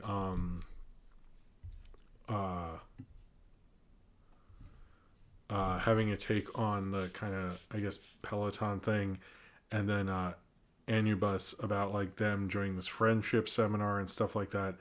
My thing with the last two are like uh they're far too similar because they're both like there's a thing and then they enter a cult and then they have to build a thing and then there's a thing about the earth being destroyed. I know like Aqua Teen's done that a lot, but to be honest with you, having them right in a row like that, because I watched a bunch of them close together, just made me feel like they're just like kind of didn't have a ton of ideas like they said they did, and that made the season not feel as like warranted as I thought it would. Not that like it needs to have an amazing jokes, but like usually like even if it's an idea I've seen before, it's like funny enough. But like not that those weren't funny or decent episodes. It's more just that they were so similar. They get Lift Upon and Sip On and Anubis that it was just I don't know. That was like too close for comfort in my mind. I thought that was like too much, frankly. Although I liked my second favorite is the one like Scripps 2 is the T's are twos, I think, about the coffee machines. And I thought that was one of the better ones. But I sort of like when it gets in the bizarre thing, like the Quiet Place one I thought was a lot better. Tana Foga said, been on a huge Aqua Teen binge this year. Oh, cool. Congratulations. That sounds fun. Cheers to you, Nathaniel Foga. But I don't know. I felt like more critical of it, and I don't think it's like a great place for Aqua Teen to start. For a new person to watch Aqua Teen, I think is very much for the older fans. But I also feel like the thing about the Peloton one and the first episode, which was about like NFT, which was about like VR headsets, Shaketopia, is that felt too much like, oh, we should do what's big now, or it almost felt like oddly the network would send them notes and they listen to them, and it's like it couldn't be like the Boost Mobile one that was ironic and funny. Like they can do that, but it just didn't feel like they were good. These were all written and directed mostly by David Willis and Matt Malero, who I love. But I don't know. It was still decent. But I just wish they had done more interesting things with it. And I think like looking at like let's say the Beavis and Butthead reboot, which did do some of those things where like, oh, we have to do an escape room, and that fucking turned me off a lot of that show actually originally. But then I eventually like came around through the other episodes because they were so good, and even concepts that was like had mixed feelings about. And part of me feels like there should be more. Like we just sort of got into it, and maybe had there been 10, I wouldn't feel this way necessarily. But another part of me feels like they didn't really rethink about Aqua Teen like Mike Judge did with Beavis and Butthead. I know Beavis and Butthead is very different from Aqua Teen, but I feel like he thought about how would you get that to work nowadays, and how it basically could be the exact same. It doesn't matter.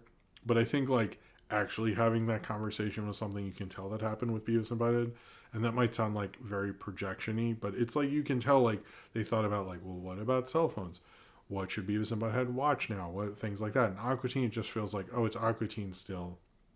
And I like that to a degree. But I think like how it did like the Quiet Place one, I thought worked for it. But anyway, I did like how a couple who mentioned oh, sorry, there's a super chat. Okay, Austin said, I liked how Jiggly Belly, the hillbilly with night vision goggles, was back in the credits. I did like you saw Jiggly Belly and all that. I thought that was cool. Cheers to you, Austin. Thank you for the super chat. Thank you for taking a Mario Kart break. I still like this season. And if someone was into Aqua Teen, I was like, yeah, you should give it a watch. But if someone was like, which one should I really watch? I would say 2 and 3. And I'd say skip maybe 4. The sit up, I don't know. Maybe actually 1 and 5. It's like 1 and 5, I think, would be. I don't love as much, but I still liked it. I'm just not very enthusiastic. Like if there was more, I would still probably watch it, because I've watched Aqua Teen for so long, and it's still like kind of cool to me. But I get it, like, if people are like, I don't know. Like, you just, like, I don't think it, like, made you go, yeah, Aqua Teen. It made you go, oh, yeah, Aqua Teen's still here. And I think, like, I get, like, that's how Matt Malero is, and that's how and Dave Willis and that writing style.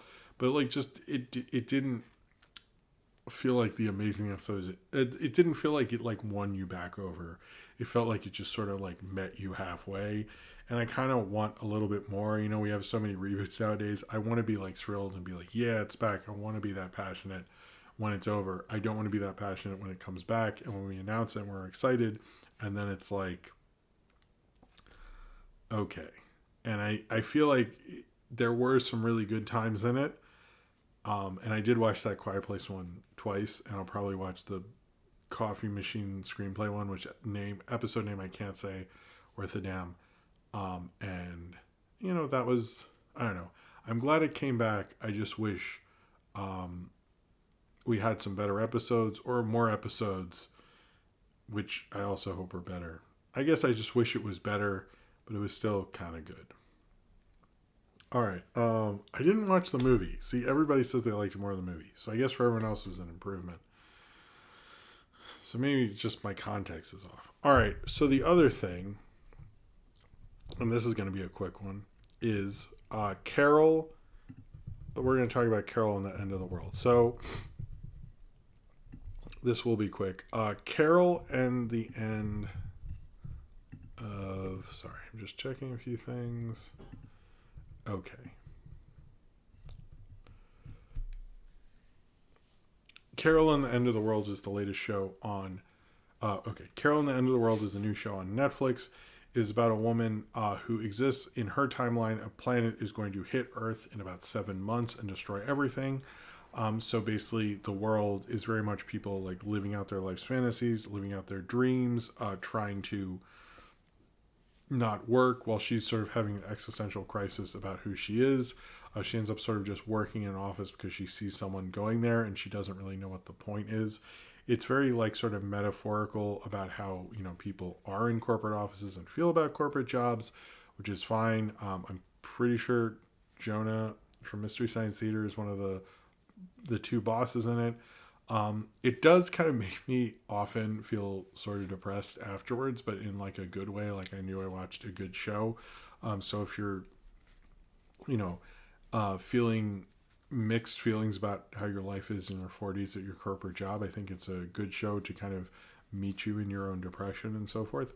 But I do think it's a really cool and interesting show because it's such an odd, alive presence.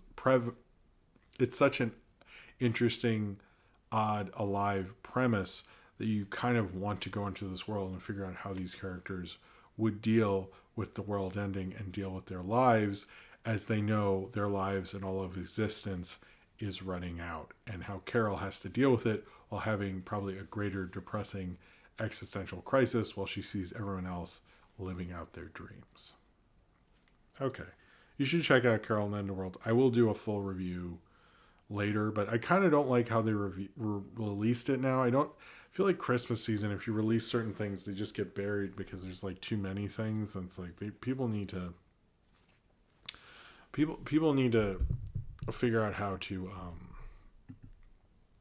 release certain things. Because if it had just come out in January or a little later, I don't know. I would like to review it because I really do like it a lot. All right, I'm going to put questions below. So please write questions below that. And we'll start with the 4 Patreon questions. I'm going to start with, I don't think I've seen him in the chat, so I'm going to do his first, actually. Jordan Bouchard asks, what are some of your favorite Christmas movies from your childhood and nowadays? Home Alone, obviously. It's a Wonderful Life became a favorite. I actually saw it in the first time in a theater, which is wild. Nowadays, recently, like last weekend, my daughter watched a movie called The Naughty Nine about these kids who are on the naughty list and they break into Santa's village to get their presents. That I actually really liked. I hope that becomes more of a tradition. I thought it was a cool concept.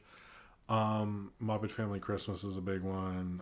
Stuff like that. But newer ones, I guess the Casey Musgrave's Christmas special on Amazon Prime is on in my house so much during the holiday season. It's sort of like a regular rotation thing at this point. It's really good. I really like it, and I think that's good. I think I answered that. All right, Sin Ram. I think I might have answered this, and I should have brought up your question when I was talking about it. Hold on. Said.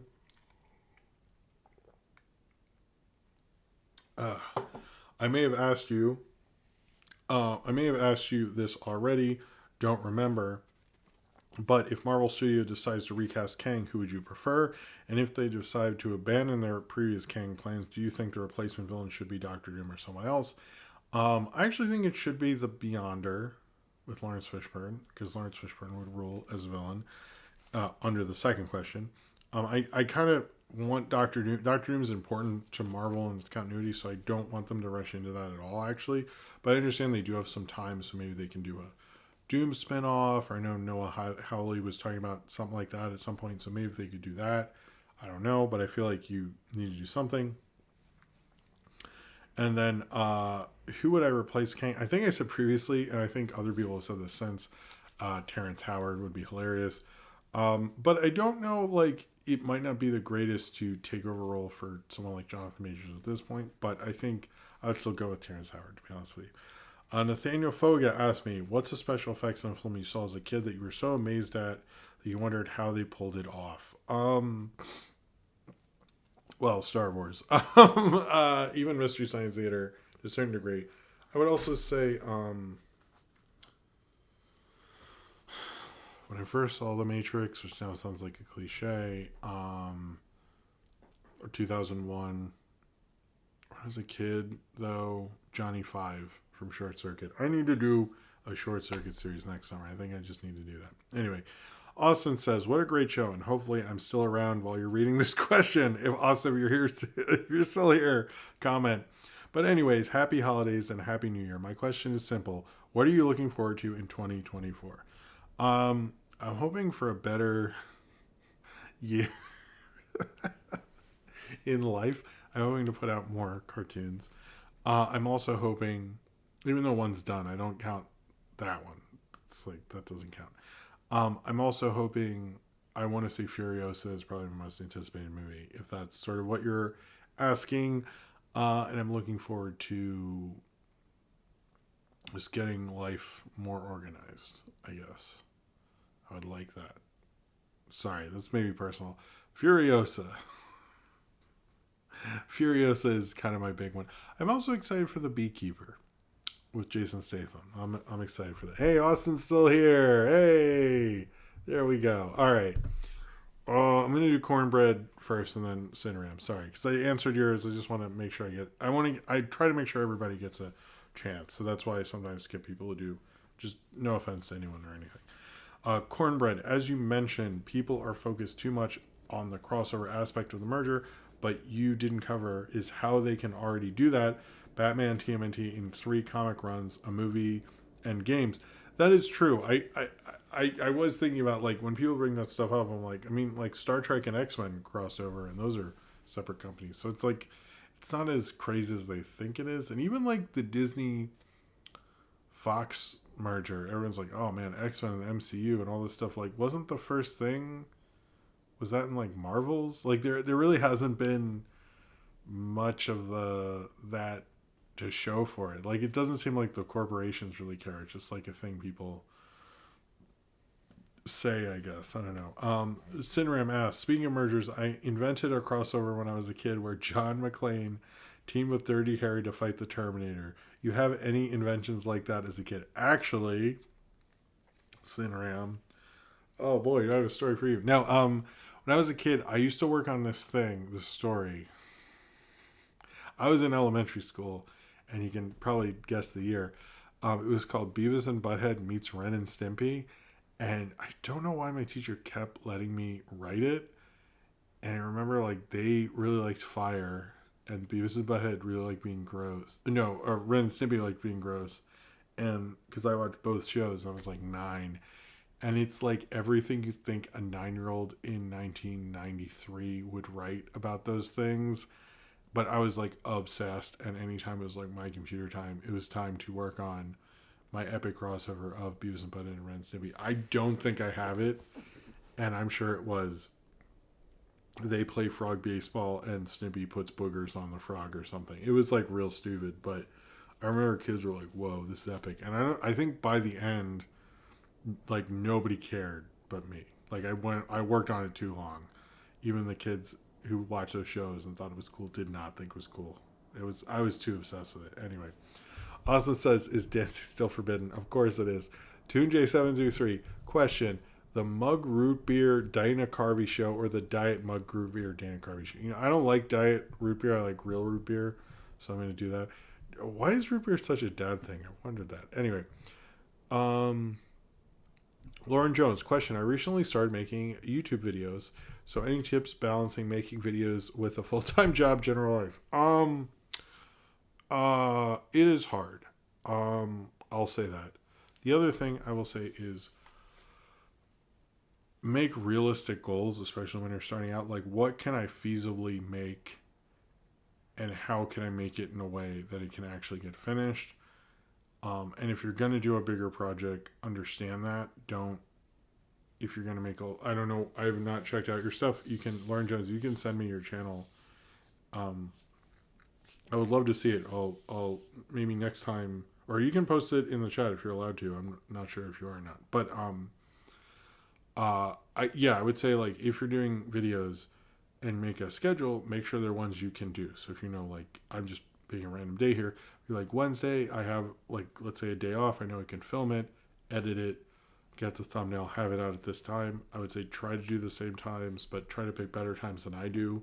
Because I post often late, and it depends on the kind of content, but make sure it works for you. Like, don't burn yourself out for the sake of a schedule. Make a schedule that you can make work. Like, if it's too crazy that day or something happened, and just go easy on yourself.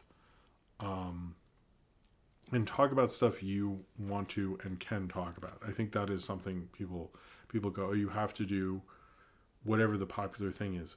Don't think about that when you're starting out, because if you're into some obscure thing, that's actually better for you, because you could be the one person into that thing.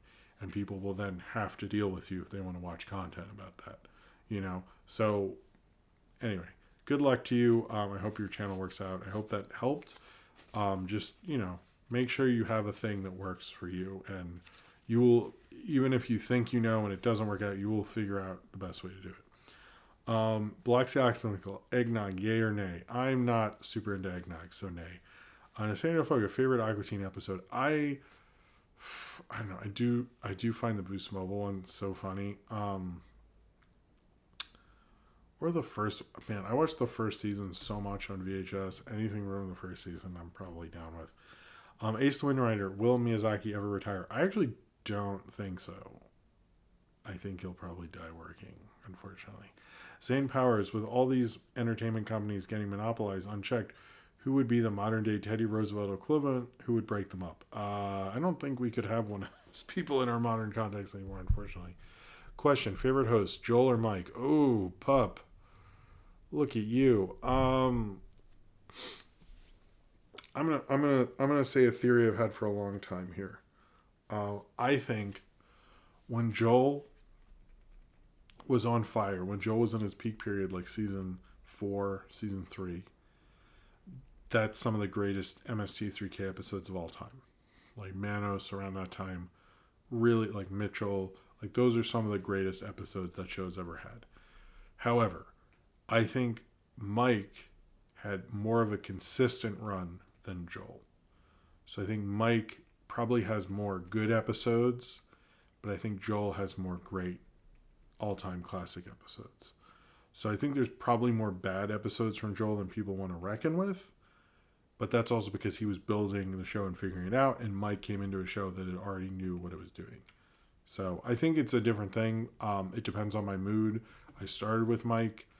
I watch a lot of Joel, but anyway, that's sort of my answer. I hope that answers it. See, I have thought about this question a lot. This isn't a thing that, anyway, the real question is, who do I like more, Jonah and Emily? The answer, that's the real question. Someone's going to answer that now. Oh, ask me that. I guarantee you. Black Sox, one of my favorite super obscure show no one seems to remember. Maybe The Head, which I haven't watched in a while. Lucy, Daughter of the Devil probably was, but I brought that up, so maybe you guys remember that one. There's a show, Free Radio, which I used to watch and used to like a lot, and now I can't find it anywhere. I don't remember. Maybe it's not good. It's been so long. Maybe that one. Cornbread, have you ever used Netflix Gaming? They sunk a ton of money into this thing, and I hear about it once a year. Related, that TMNT game you talked about, it's free on your phone from that.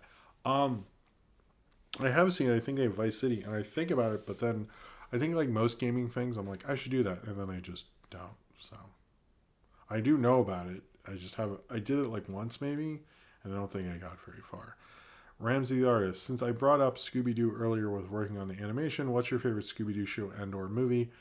I think my kids like What's New Scooby-Doo. I like A Pup Named Scooby-Doo. Yeah, Pup Named Scooby-Doo, which was on Tubi for a little bit. Tommy Tubi strikes again. Nathaniel Foy, why do you think is the reason why Mickey never got a theatrical film? I guess people count Fantasia as that, but I don't know. I always think that's weird, particularly when we had the recent Mickey shorts. I thought they should have done that with that, but oh well. Okay, I'm gonna get who are some people who didn't get a question, and then I'm gonna end it. Sorry, it's getting late. Super Dusky, are there any good New Year's movies? Also, favorite annoying Christmas song. New Year's movies, I think Strange Days is probably the best one. The horror movie New Year's Day or New Year's Evil, is like not great. It's kind of fun, but it's not great. I reviewed it a long time ago. I think it's now in a old review omnibus about Christmas movies. But yeah, I'd say Strange Days.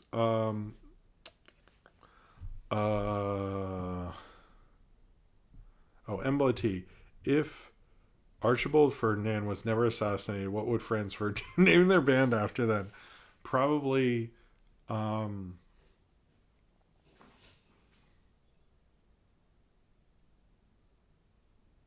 was that? I'll have to check that out. Probably that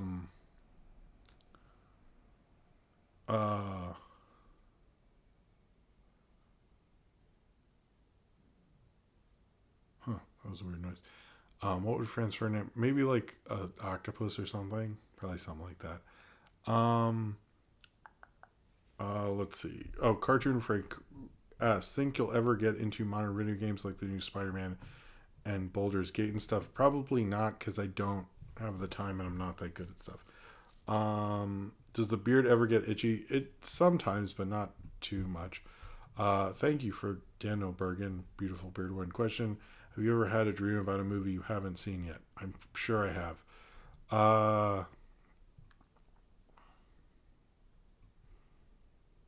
Oh, cool. Embla T. You worked on the marketing for The Beekeeper. Is it a good movie? I'm kind of curious.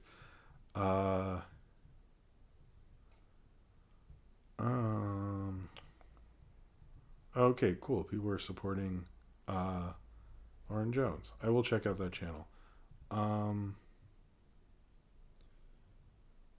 Who got banned from the Discord? I'm a little confused. When Harry Met Sally count as a New Year's Eve. Oh, okay, I guess so. I know a lot of people watch that on. Who's the anti? Are you asking me if I'm friends with Pan because I saw you post that? I'll just answer it. Sorry, because I was talking about other things. I didn't want to like devolve. I'll answer some more questions after that, and then we'll probably go. But I mean, we haven't spoken since the podcast ended. If I saw him on the street, I would say hey and give him a hug. But we're not like super. We haven't spoken in a long time. But I don't. It's over. But I talked to Izzy and Nolan. I haven't talked to Pan since the podcast ended. So I would say we're friendly. I wouldn't really say we're friends, but it's nothing. I don't have anything against him at this point, although it's sad that it ended. Anyway, it wasn't that. Damn, I did see him asking that, or she, or I'm not sure. So I did want to address that at some point because I didn't want to act like I was. I only didn't answer because I didn't want to get into it in the middle of the thing. All right, let me find random ones I didn't do. Thoughts on Sony increasing the price of video games to $80 to $100? I mean, that sucks. I don't like that. Oh, question. Go-to karaoke song I should mention. I sang Cameo Word Up. I love that song. I knew the lyrics from Infinity Train, and one of the bosses wanted me to sing Snoop Dogg Gin and Juice. I think I could do Gin and Juice or like some Dr. Dre songs and stuff. What instance of a celebrity practically getting away with murder angered you the most? I don't know. Sorry. Okay, Austin. Sorry. Tell me later. Apologies. Anyway, I think I'm sort of done. I'm a little tired, but I'll see you guys next year. I will probably have I hope to have a video out tomorrow, but we'll see. And I don't really have much else. Yeah, that's about it. I just want to say Merry Christmas, Happy New Year. Thank you all for being here. Thank you for enjoying the stuff. I hope you like the videos. Thank you for being as cool as you are. And yeah, I hope you guys have a nice New Year's, Merry Christmas, all that stuff. And I'll see you guys streaming at least in the new year. And I hope you guys all have a good night. I'll see you then. And you guys, do well, take care of one another, have a happy new year, see some good movies, and maybe watch some of mine and stuff. That'd be cool too. And I'll see you guys all next time. All right, have a good night, happy holidays. Thank you all for being here. Thank you everyone who gave a super chat, and I will see you all next time. All right, bye, peace.